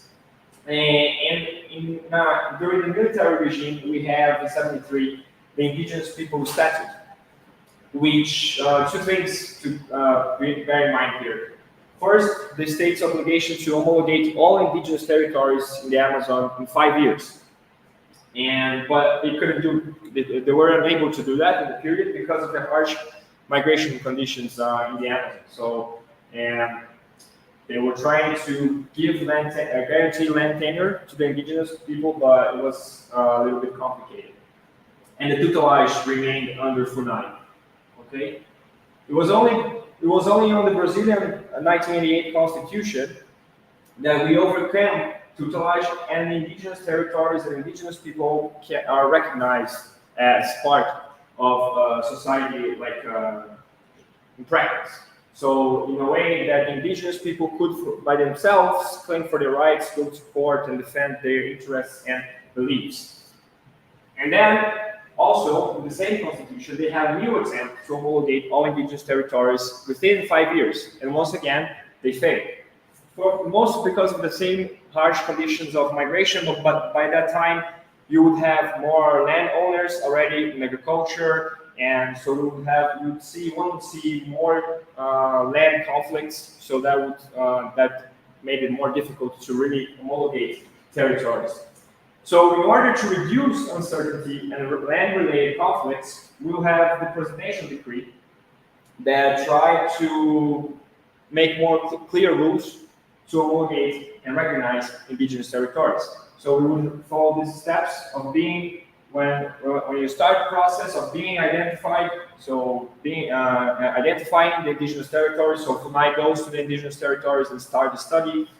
Well, then when it's identified, you have to wait for the Minister of Justice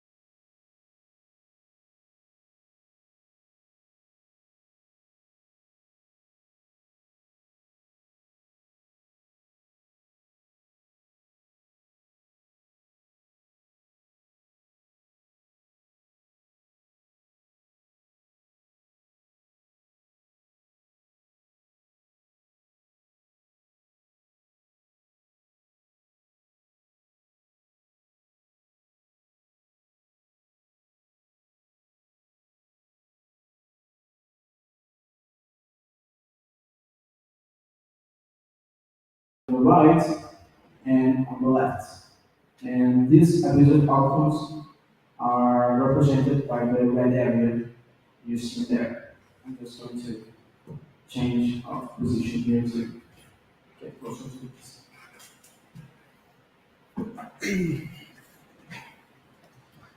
So, in this case one here, abusive outcomes are avoided because all the policies located in the abusive zone and are not preferred by the veto player 2 located here.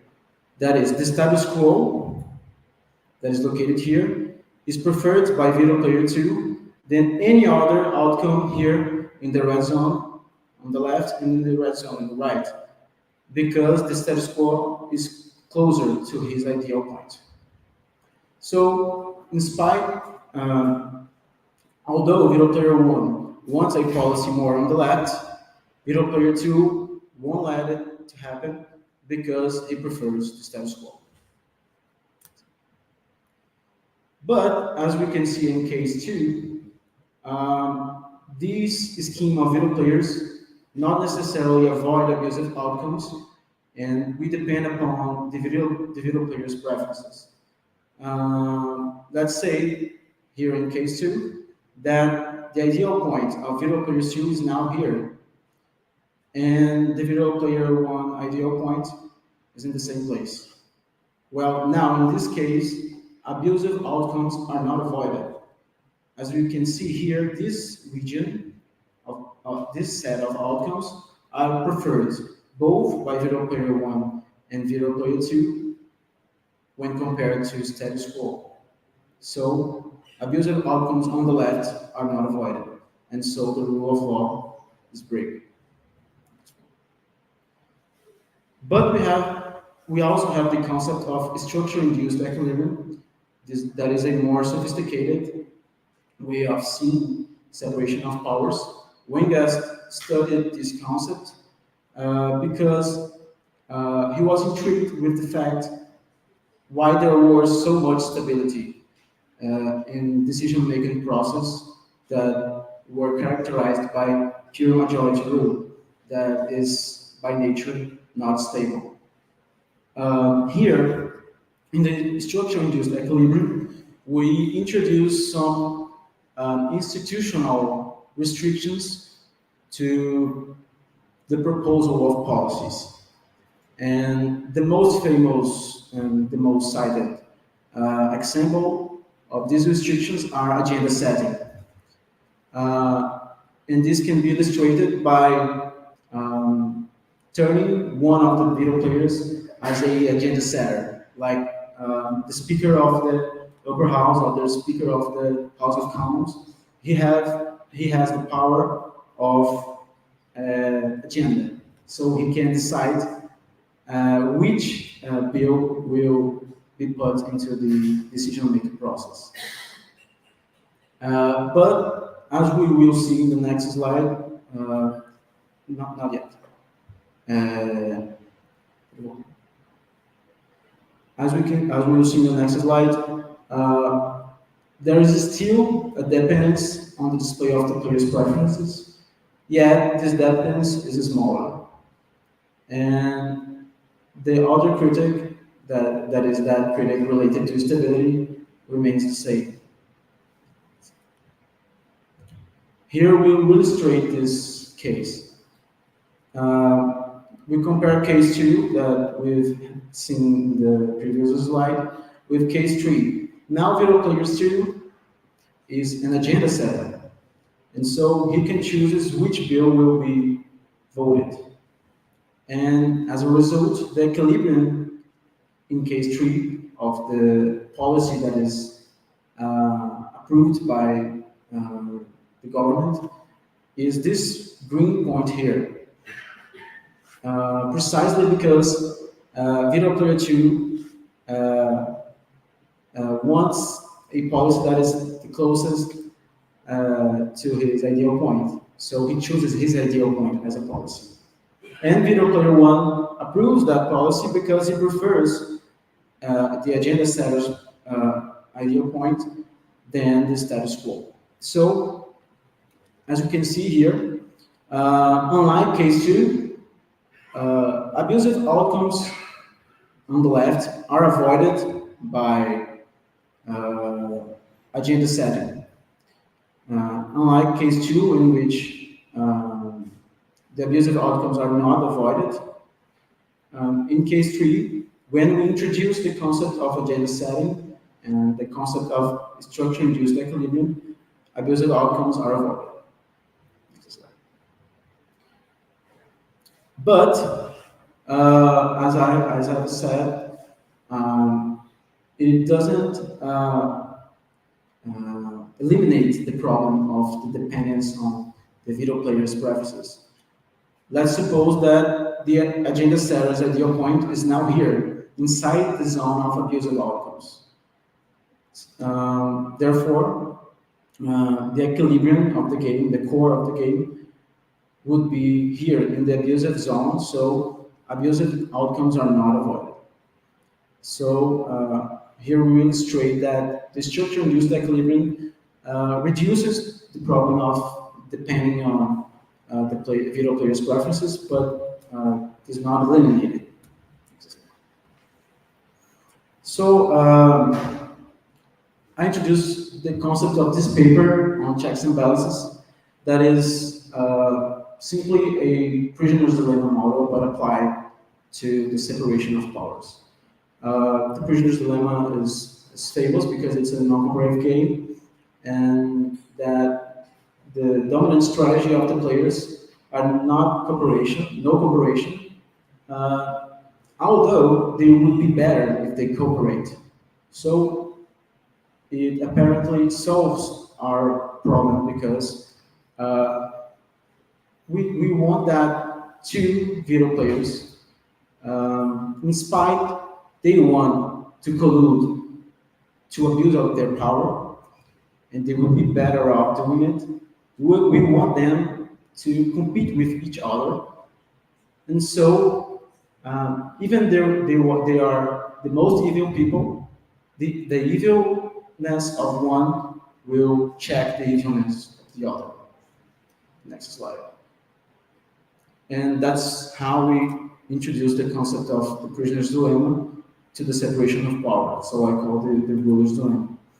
And here, abuse of power means colluding, and complying with the rule of law means not colluding. And the general equilibrium is both players choosing to comply with the rule of law, even though they would be better off colluding into abusive outcomes. So to illustrate this different point of view, I put the case 5 here, in which we compare to that situation in which veto player 2 is an agenda setter. We've seen that in the previous slide that when the veto player 2 here is an agenda setter, the outcome chosen by this structure is precisely the ideal point of veto players 2. But if we introduce a political sanction when one veto players disagrees with the other, we can create a prisoner's dilemma among them. Let's suppose, for example, that veto player 2 proposes a policy located here in his ideal point, but veto player 1 rejects it. And as veto player 2 proposed an abusive policy, and veto player 1 rejected it, veto player 2 loses his veto power. And veto player 1 becomes the only veto player of the game. And so we have a political sanction to veto player 2, that is the loss of his veto power.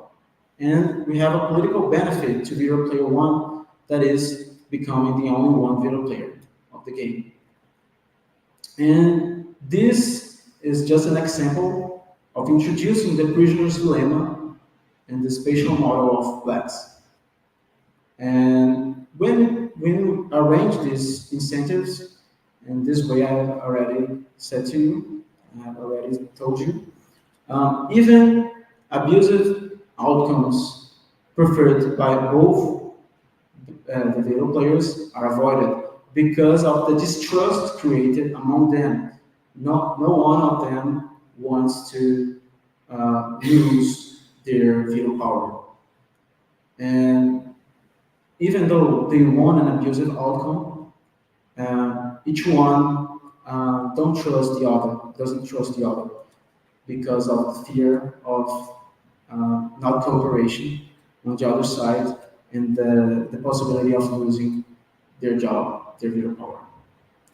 And so you can just get into the conclusion. In my point of view, in the point of view presented in this paper, I make not an empirical analysis, but a normative analysis of how we should describe checks and balances. Checks and balances are not the mere addition of veto players. Checks and balances are not putting structure limits on the power of veto players of proposing policies, but establishing the proper incentives to them to compete instead of colluding, even though they will be better off colluding into abusive outcomes. And it happens regardless the veto players' preferences. So the veto players could be, as I have already told you, the veto players should be taken in the worst case scenario when we build institutions. And in the worst case scenario, they are ambitious, and they want to abuse of their power. But that's why checks and balances should be taken as a prisoner's dilemma. Because with prisoner's dilemma, even though the veto players are the most evil people in the world, they don't trust the other, and they are incentivized to check the other when it comes to an abusive outcome. And that fits Madison's concept of checks and balances, because according to him, checks and balances should be designed as if the government and the rulers were not angels. And indeed, they're not. We can expect them to be angels and expect them to do the good for us. We have to create competition among them in order to get the rule of law to be implemented. But as I have told you in the beginning of this presentation, there are a lot of concerns that should be taken and improved in this paper. First, the lack of examples in the real world. I've been searching for it, but maybe the system of checks and balances there in UK and other parliamentary countries are the closest of this model, because there is the vote of no confidence, in which the parliament can put a political sanction to the prime minister and the cabinet. And also there is the power of the prime minister to ask the king to dissolve the Congress. So there are political sanctions on both sides, and so there is a possibility of creating a prisoner's dilemma among these powers. But indeed, that should be improved and researched. And there's also a problem of concept. What is an abusive outcome? Is there a consensus in the society to approach the concept of abusive outcomes? Is there a possibility of stating that in the Constitution? And also, most abusive outcomes comes combined with non-abusive outcomes in the form of a sham authoritarianism and abusive constitutional outcomes. So how we can isolate abusive outcomes from non-abusive outcomes? That's another problem that should be faced. But an example is corruption. No one wants to be robbed, even citizen against the state. And another example is policy like slavery. No one wants the back of slavery. That's clearly against the rule of law. So there are some policies that there are only they're more clear than others in the concept of an abusive outcome. And also, which institutions implement the ruler's dilemma? We have to think about it. And looking in the real-world examples is the first step in order to do so. That's it. Thank you very much for your attention. And now we're going to questions of the audience, and I ask the both speakers to come here to answer them. Thank you very much.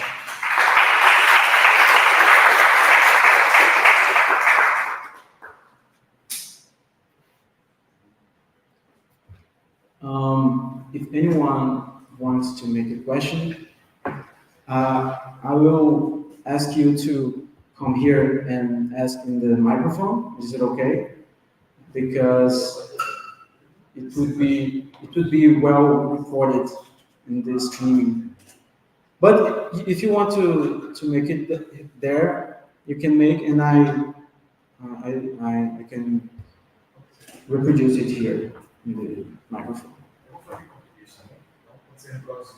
Tá. Ok. Muito obrigado, Flávio. Sobre a sua apresentação, me interessa muito, eu não sou um especialista na área, e queria fazer algumas perguntas sobre o que você utilizou determinada abordagem, né, até para eu entender melhor. Na matriz de layoff que você colocou no dos prisioneiros, estava lá, acho que 1.1.30, né, na opção de não coligir, né, não desculpar, assim, depender do escolhido. É no sentido de payoff perda, né? De perde 3, perde 1, ou fica com 0, é isso? Ou é algo porque eu fiquei só passando. I didn't explain. The question is about the payoff matrix in the prisoner's dilemma and how it is adapted to the ruler's dilemma. I put the payoffs in the form of numbers, real numbers, to make it simpler, right?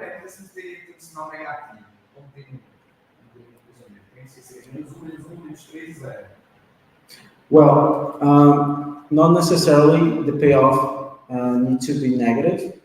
What we should do to create a prisoner's dilemma is that here the outcome of colluding has to be better than the outcome of both players not colluding.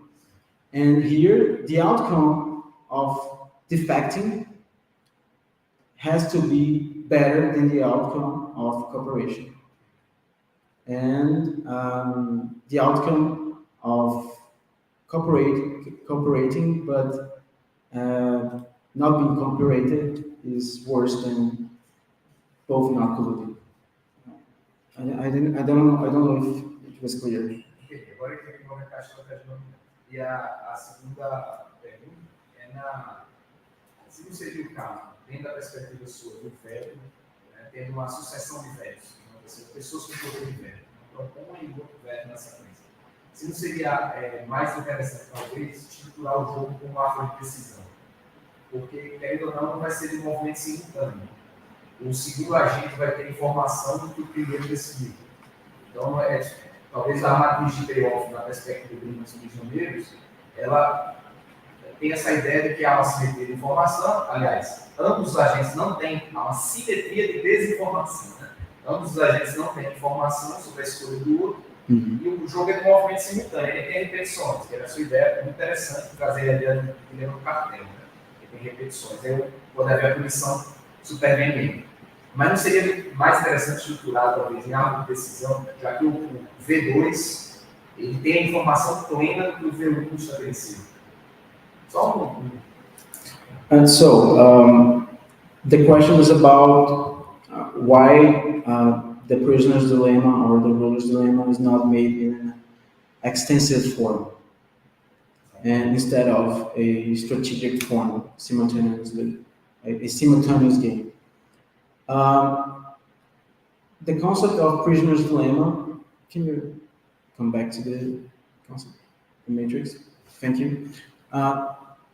The concept of prisoner's dilemma assumes that is a simultaneous game, is a strategic form game, because if the first player, we're talking about an extensive game, if the first player chooses first, really compared to the second player,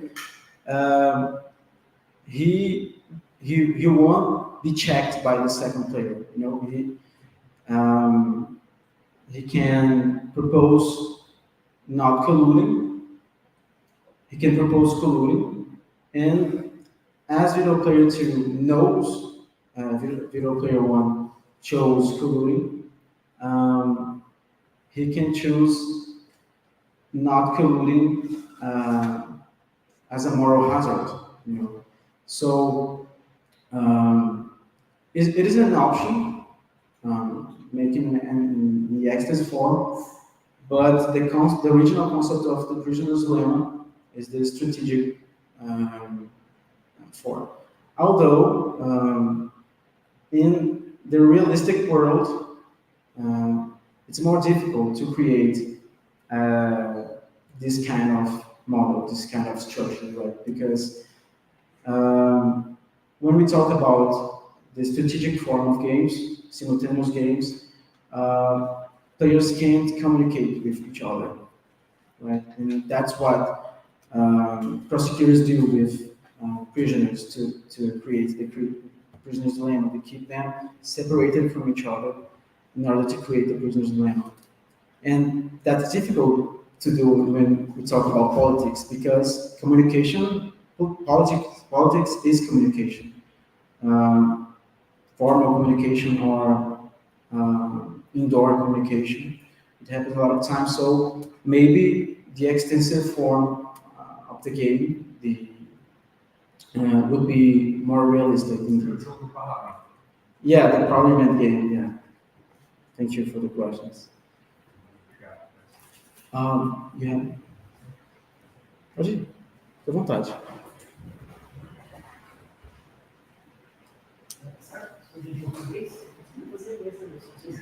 Pode, fica à vontade.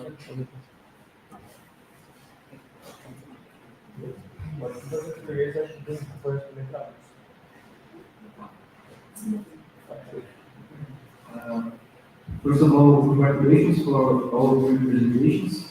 I think my question should be more directed to Lucas, and it's about this potential lithium cycle in the exploration of lithium for producing batteries for the electric car industry that I think we all expect that overcomes the fossil fuels one. And if you've read any paper on the subject that talks about this, I think we have a dilemma here that from one side you can't mine in these areas that are homologated. I think some regions that are in Brazil are already homologated as indigenous lands. Or if they're not homologated, I think they are on the way to be homologated. And we can actually mine in those areas, but on the other hand, we can reduce the carbon emissions for with the electric cars industry. So if there's already there are any solution to this dilemma, or if this dilemma really exists. Yeah, regarding lithium, per se, I don't have any information regarding this specific. The dilemma can be exploring other examples as well. And we should think what's going to happen in the next 50 years regarding land tenure policy and exploration of those resources. And I think what we are as authors believe is that we have two ways, really. We will continue with this scenario of restricting the advance of economic activities and conserve those areas, or it will be the case as happened in Alaska with oil, where people couldn't find any kind of solution between the people that live there and the indigenous people and the firms that want to the oil. So in the end, everybody just receives a great amount of money, and there's a lot of oil exploration, and that's it. There's no conservation. We think that this might be the equilibrium in the long term, because the economic frontier advances, and there will be a point that there will be no way to like hold those things. And then everybody will receive some compensation in terms of money. The thing is, in Brazil, actually, and that's a conversation that I had with a employee of FUNAI, is that for indigenous people, there are different definitions of wealth or welfare. There are some indigenous territories that are already like really close to cities, so they are involved with economic activities like we are, but there are also indigenous territories that are not. So there are different concepts of wealth, and money might mean nothing for some people and for some it is. So that would be the best case scenario would be like to everybody sit down and discuss the best use. That's why we discussed the cost theory in the paper. But does that I don't know, because it involves people that are not born in the discussion. Right? Because we have the conservation units, the indigenous territories, they are there to protect those areas for that the next generations can still live and so on. So I'm actually not sure how can we settle this idea. I think we have to make a study and see what, for example, what is the greatest cost in the environment to mine and then extract those areas, or just to emit more carbon. Then you have to make these calculus. One thing that is important to note here, it must understand the distinction here. When we're talking about the big firms exploring mining and small scale miners like Grupo, the latter have a more impact in the environment than the former. The former has to have some environmental plans, and they have to be careful because otherwise the agency will issue like fines and all that. So what you really have to analyze the situation to see what will cost more to the environment. So that's how you won't have like a recipe to just choose from that.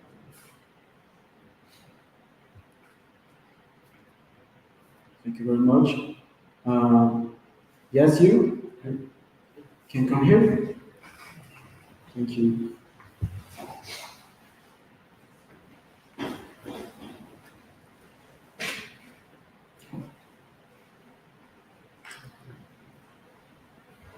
So I have two questions. The first one to Lucas, right? Yeah. And the other to Roberto.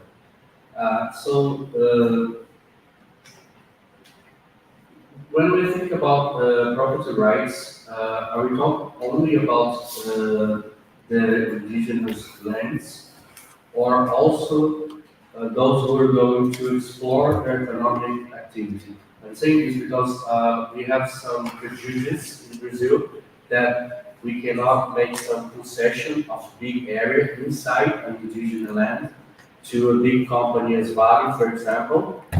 They explore and give also the wealth and the rent products, you know, and also the ESG, you know, environmental affairs and protection.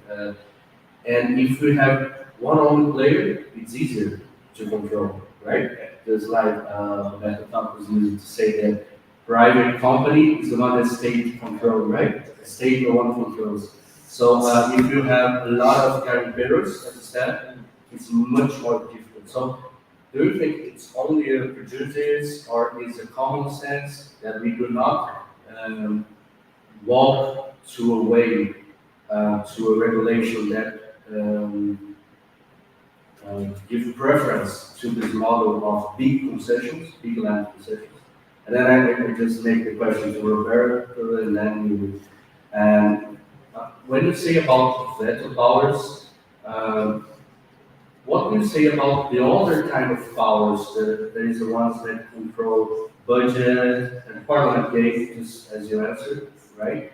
That we can think that the political center can expel the strangers, you know? I don't like to give examples because but we saw this with Dilma and we saw this with Bolsonaro, you know? When you are a little left in the state, okay. But when you go too much far or too much right or too much left, the center expel you from the game. And they do this using budget, using other soft powers and small measures that they have that they are the checks and balances, not only the veto powers. There are other kinds of checks and balances. I remember in 2010 we had a discussion about the price of minimum salary. Minimum wage. Yeah, you know, and they put Lula against the wall, and they say we're going to put an absurd value now, or else you can nominate some people for some places, you know. Ultimatum. Yeah, just like this. And then I ask you, checks and balances, they work like this because there are these small powers in parliament, or some cultural, and it wouldn't work in Argentina, for example, only in Brazil. That's my question. So thank you, please, and congratulations. Thank you very much. What's your name? Your name? Richard. Victor. Thank you, Victor. That's an important question, Victor, because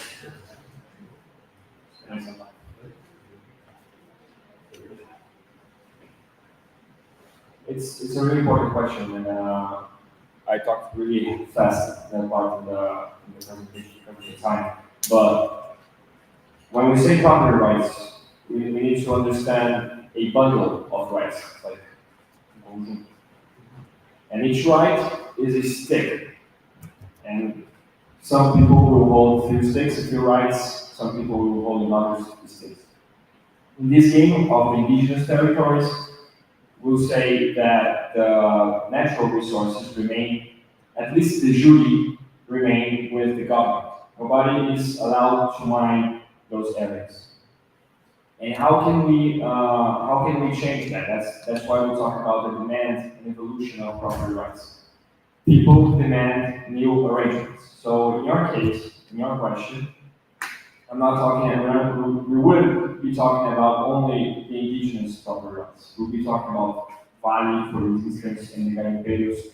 But what we are is that, and naturally, those people, those groups, they're pretty different among themselves. So the farms have a lot of money, garimpeiros, nowadays, it's not like that, but like, historically, they didn't have the capital or the knowledge or the money to invest in their crafts and all that. And you have the politicians and the NGOs. Those people they generate a great source of heterogeneity in beliefs and interests. So I don't know if it's prejudice or it's just the interests that are so different that we can't reach an arrangement that you are trying to like. Why don't we do that, right? Why can't we just Because while it's a big company, they should be like accountable. We can hold them accountable if they do something, if they mess up in the region, like they open up the whole region mine, and I don't know, if they don't protect or preserve the area. Why can't we just hold them accountable? And I don't know if it's prejudice. Well, in the theoretical speaking, we think it's just the interests are so different that we cannot reach an arrangement. Maybe the NGOs, maybe the people that are really, they really care about indigenous cause will say, no, you're not mining here because you're destroying the area, it's conservation unit for future generations. They might have someone in Valley, for example, that is really, let's say, really wants to do the right thing, let's say, but can't because the interests are really different. So I think that's coming back to the theoretical framework. I think it explains a little bit your doubt, but in general, I think it's just a prejudice. I think it's the interests that are really different.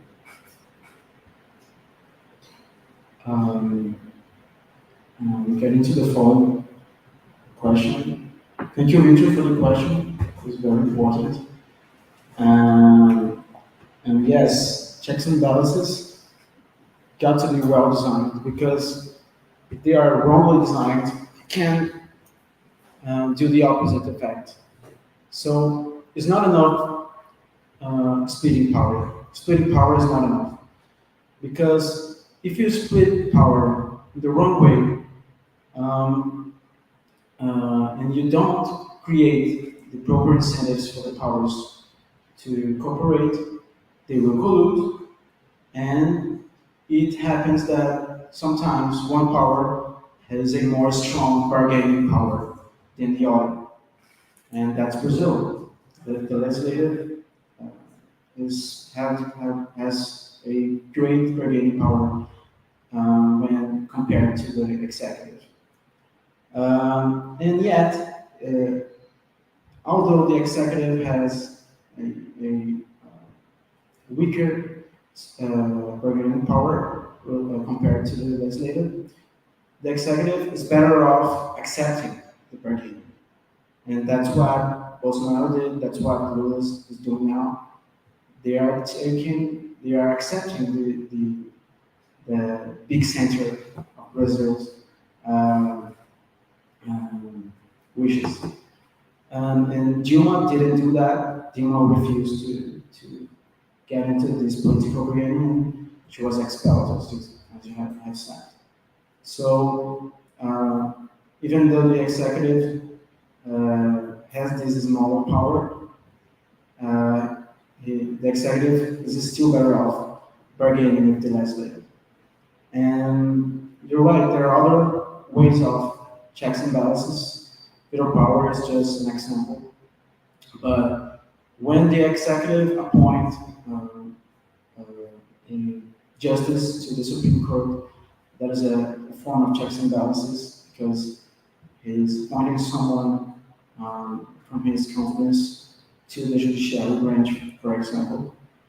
And that should be taken in consideration. But I think I can, in this paper, I could sum up the main idea. Because when we take the Sebeli's idea of addition veto players, that's what Brazil is. We have added a lot of veto players, but we didn't worry about the checks and balances incentives for one to compete with the other.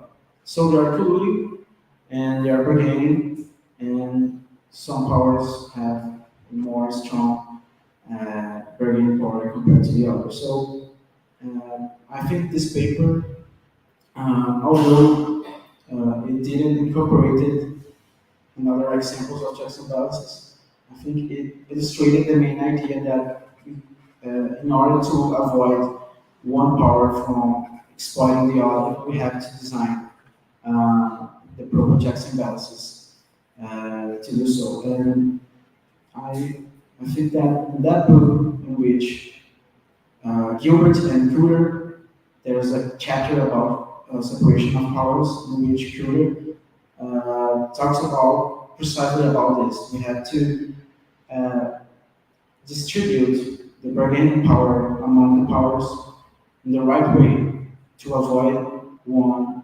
exploiting the other. Thank you very much. Any more questions? I'll go sit from here. Okay. Question for Roberto.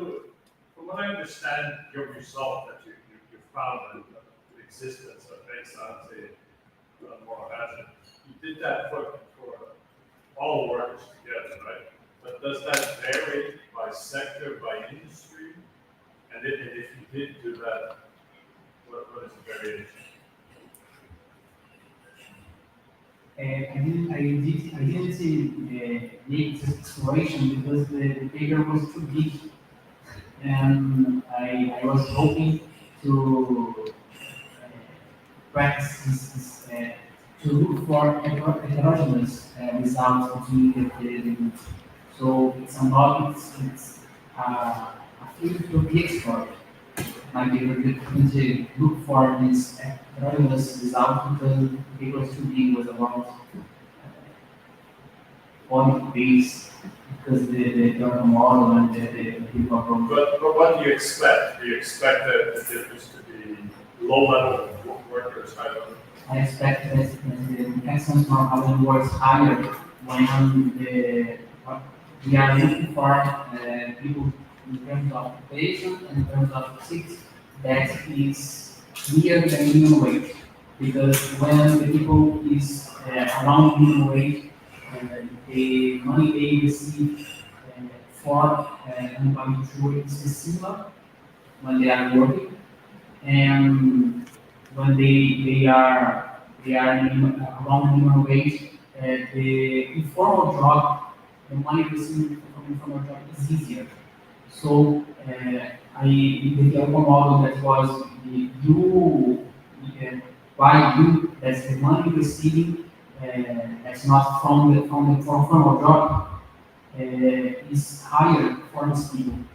So when we compare the trade-off between work on a formal job doing a long time and receiving money doing unemployment insurance and return to the formal job, this trade-off is easier for these people. So in terms of occupation, that receive this similar value. In terms of activity, I mean, construction, that receive around this value. I hope it's results to the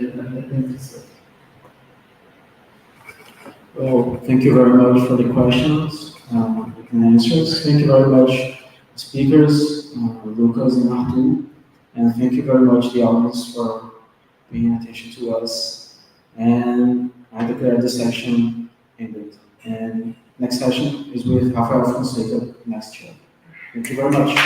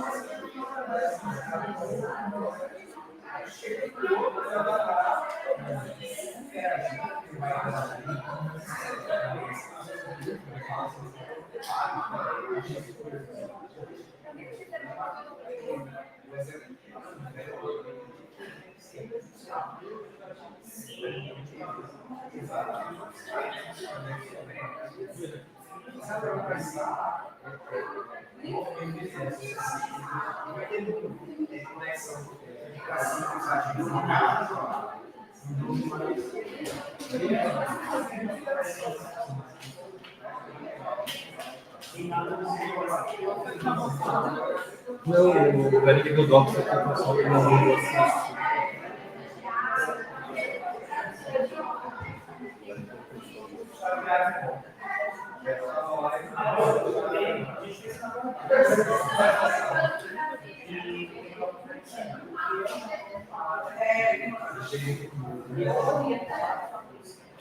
Mas aqui também faltou, né? Tá vendo? O pessoal falou assim, tomou um susto, assim.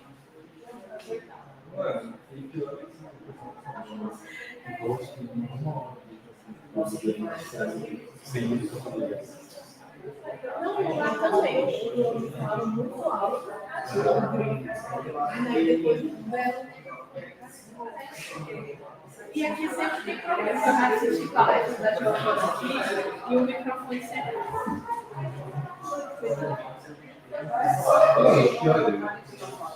Desculpa, né?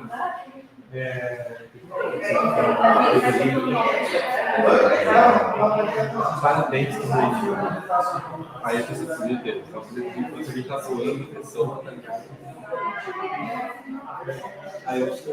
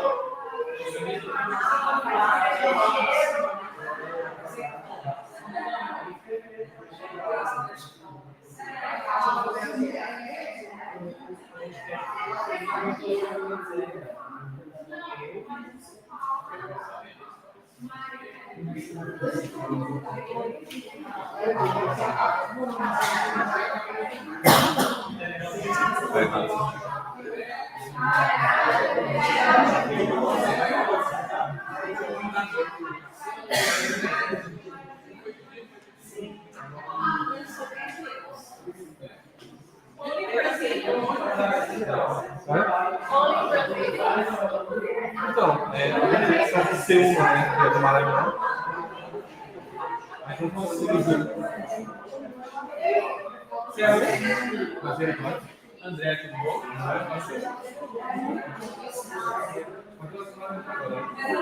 Eu vou apresentar aqui, mas bota na cadeira igual do Rafael aqui. Bota o Rafael aqui. Por que não tem um papelzinho do seu nome? Nossa, vai lá.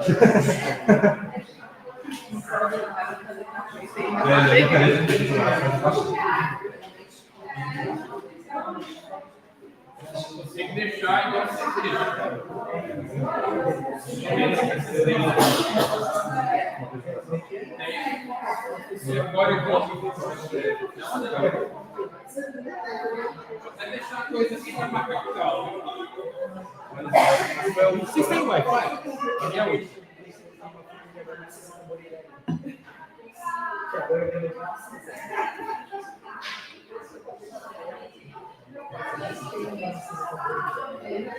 Você tem Wi-Fi aqui no nosso tem do LAWLE, né? Eu já pego com você, qualquer coisa. E como os slides eram em inglês, eu acabei fazendo curtinho para o pessoal não se cansar.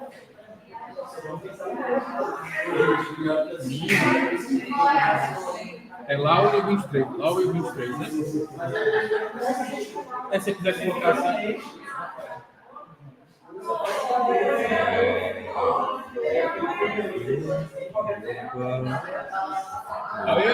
Eu já segurei aqui, eu deixo o Rafael aí, ó. Rafael aí, ó.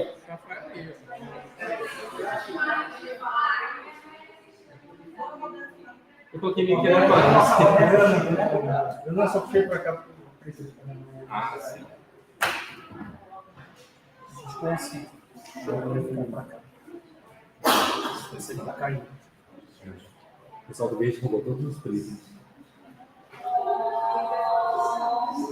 Alguém mais tem a apresentação? Não, só.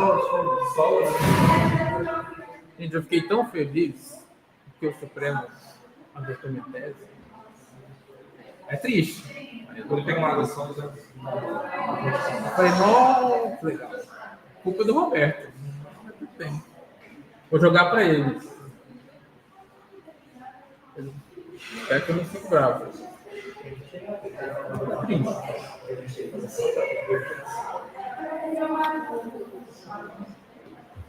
Os nossos palestrantes foram direitinhos, nossos palestrantes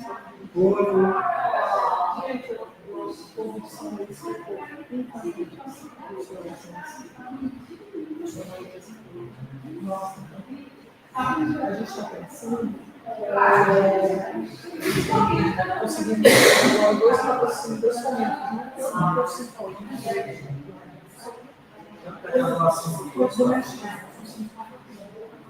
então a gente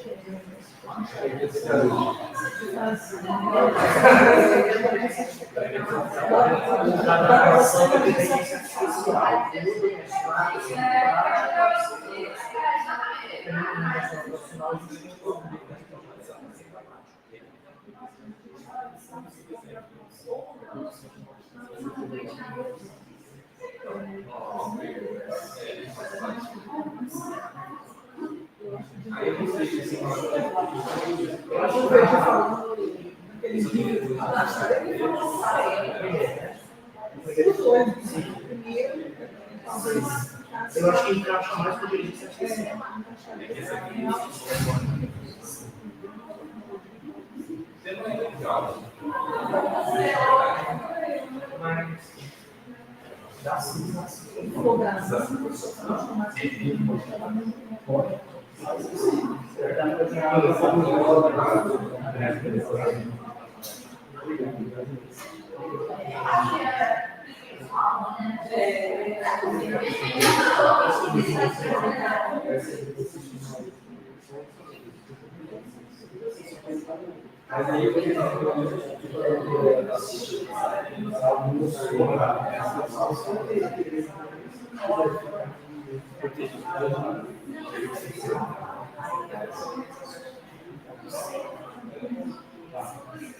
Fica mais natural depois de ser debate que a gente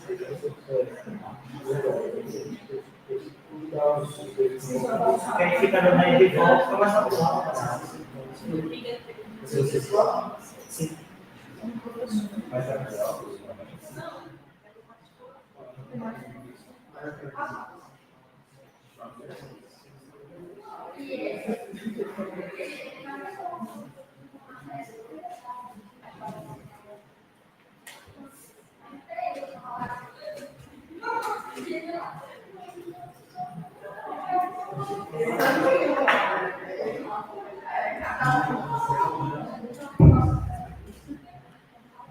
Good afternoon.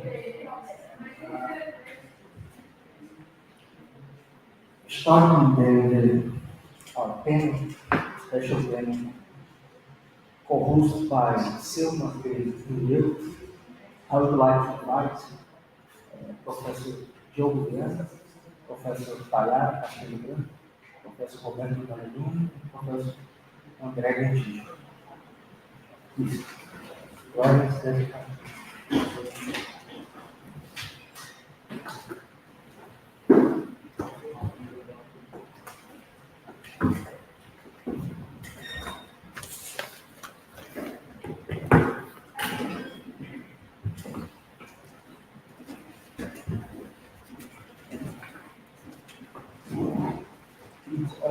It is a great honor to be part of the 9th Latin American workshop in law and economics, which coincides with the 18th annual meeting of the Economics and Politics Research Group. Also, as the Dean of the Law School and also Professor of Museum University, it's my pleasure to act as chair of the special panel. As I said before, co-sponsored by Silma and Mineiro. Here, with different scopes and points of view, our presentations will gravitate towards the regulation research scope, vulnerabilities, and guaranteed human development. So, not the, let's say, the mainstream of law economics, but I believe that this scope will be very interesting to listen. I would like to briefly introduce our panelists. Professor Joe Santos is permanent professor of Museum University LLM program in Law and Affiliation of the Grupo, and professor of Maranhão State University. Professor Viana holds a PhD degree in International Cooperation, Governance in Law, and LLM in Comparative Law, both from Nagoya University, Japan. Professor Tayara Castilho Branco is also a permanent professor of Museum LLM in LAWLE. She is PhD in LLM in Pontifical Catholic University of Rio Grande do Sul. Professor Roberto Daleno Machado Filho is a professor of law at EPRG Law School and in Mineiro, both in Brasilia. He earned his PhD degree in law from the University of Brasilia and his LLM from the University of Paraná. Professor Daleno has been visiting researcher at Max Planck Institute for Comparative Public Law and International Law, Heidelberg, Germany, and serves as law clerk to the Honorable Justice at of the Supremo Tribunal Federal. Professor André Gentil is full professor at UCB Law School in Mineiro, both Brazil. Furthermore, he holds a doctorate in law and a master's in international relations law from UCB. Well, without further delay, following the order fixed in the law program, Professor Joe Viana will be the first to present the following words. Thank you very much, Professor Fonseca.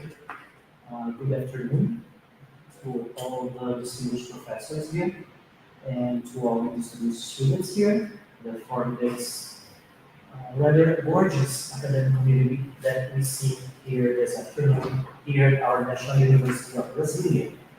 Our talk today, and I was granted the task of presenting the talk that would unify or at least connect all the talks from our co-presenters.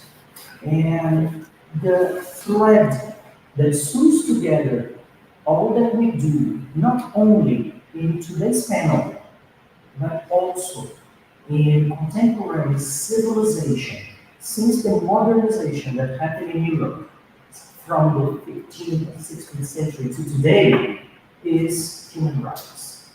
Human rights is the thread that distinguishes modern civilization from all other civilizations that have ever happened in this planet and in humanity. And human rights is, and I'm going to talk human rights as is in singular, as a phenomenon. And the phenomenon of human rights is a phenomenon that happened from what we today call the West, or em português, the Ocidente.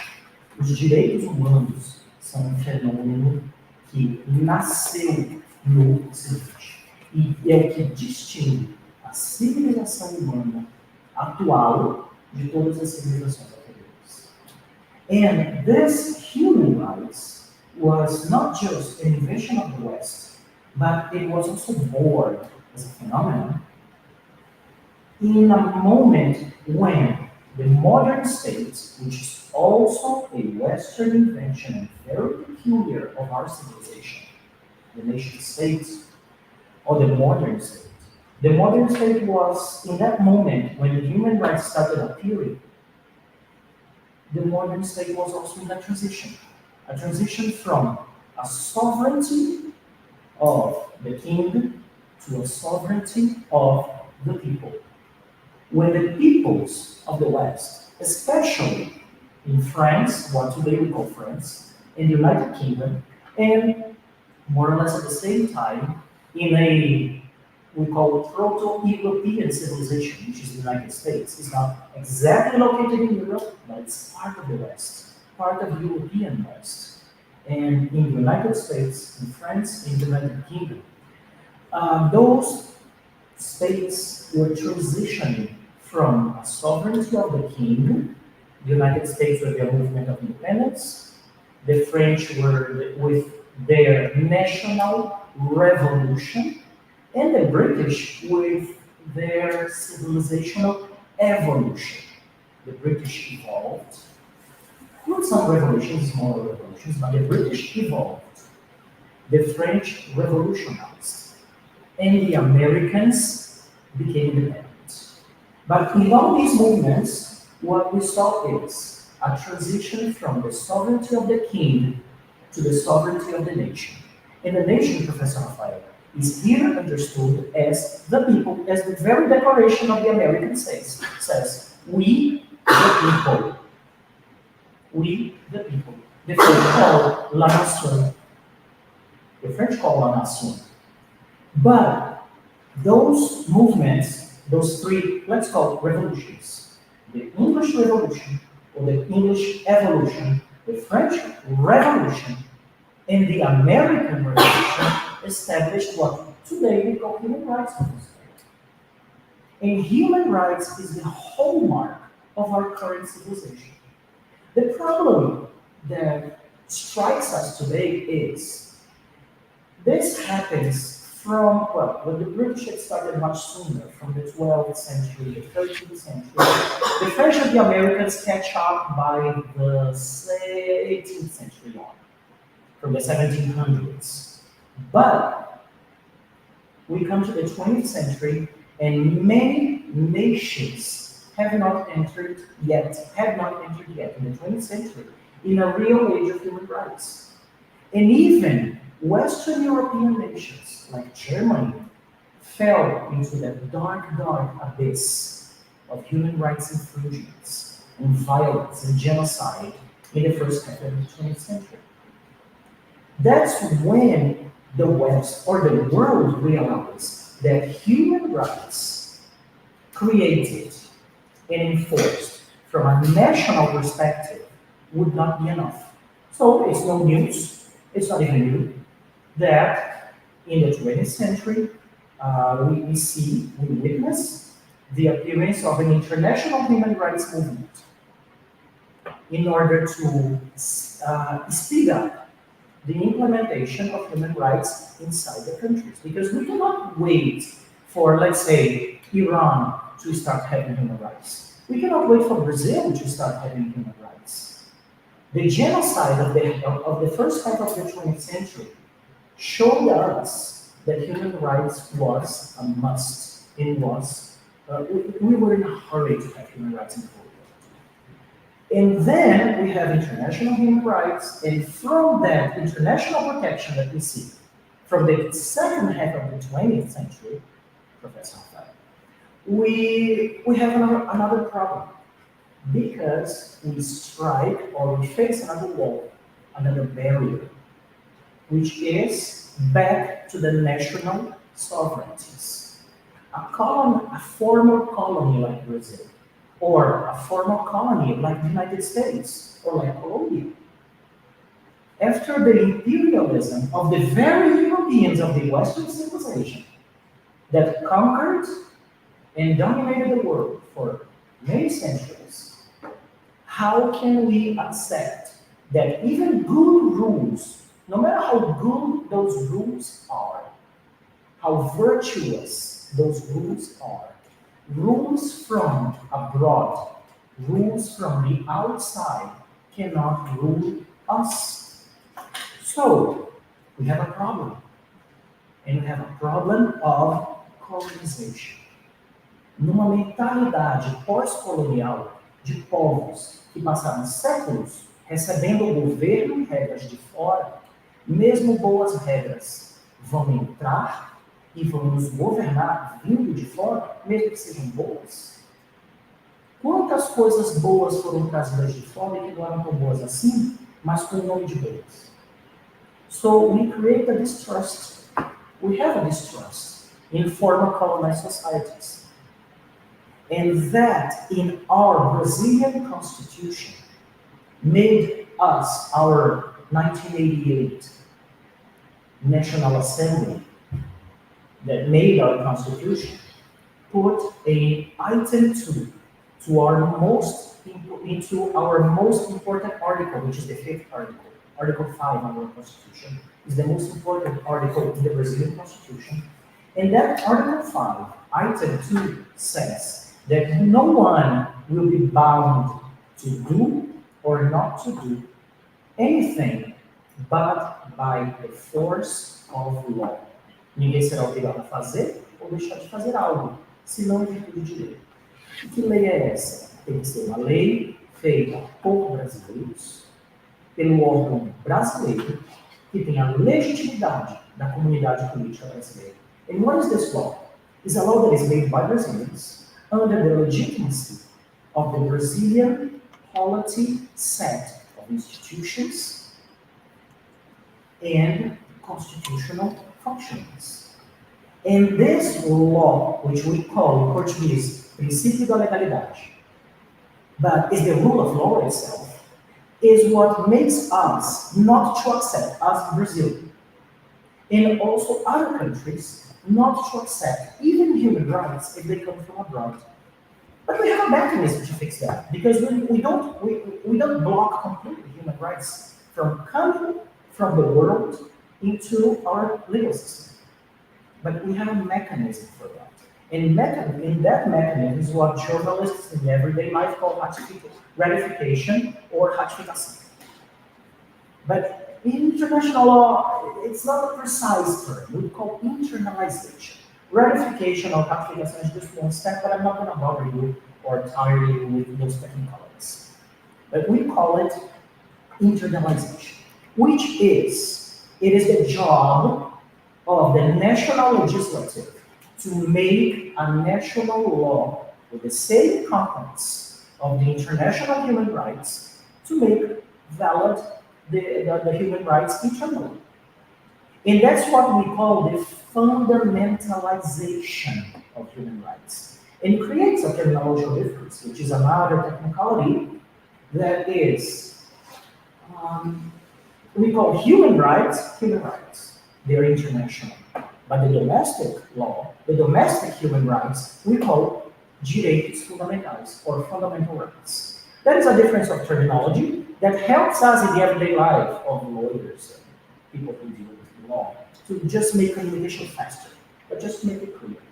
So this perspective, or this demand of sovereignty and independence and self-determination of the peoples is a must for formerly colonized societies, such as Brazil, such as the very United States. And this talk that I'm giving you today is also a talk that I just presented in the conference of the Northeastern Political Science Association to a very nice group of very distinguished political scientists in Boston. And they were very interested in this talk because the United States is also very strongly bound by this rule that even the best of the human rights do not, and I'm going to use a funny word, do not trump internal law. There's no human rights that can be valid or bind the American citizen but by the law that is adopted by the American Congress.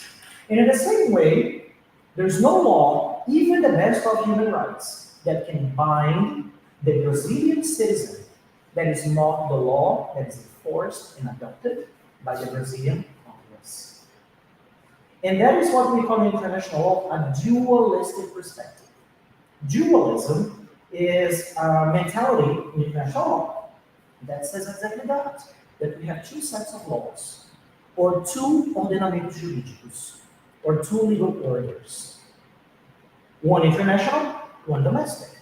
And we can fix the differences between them with legislative action. National Congress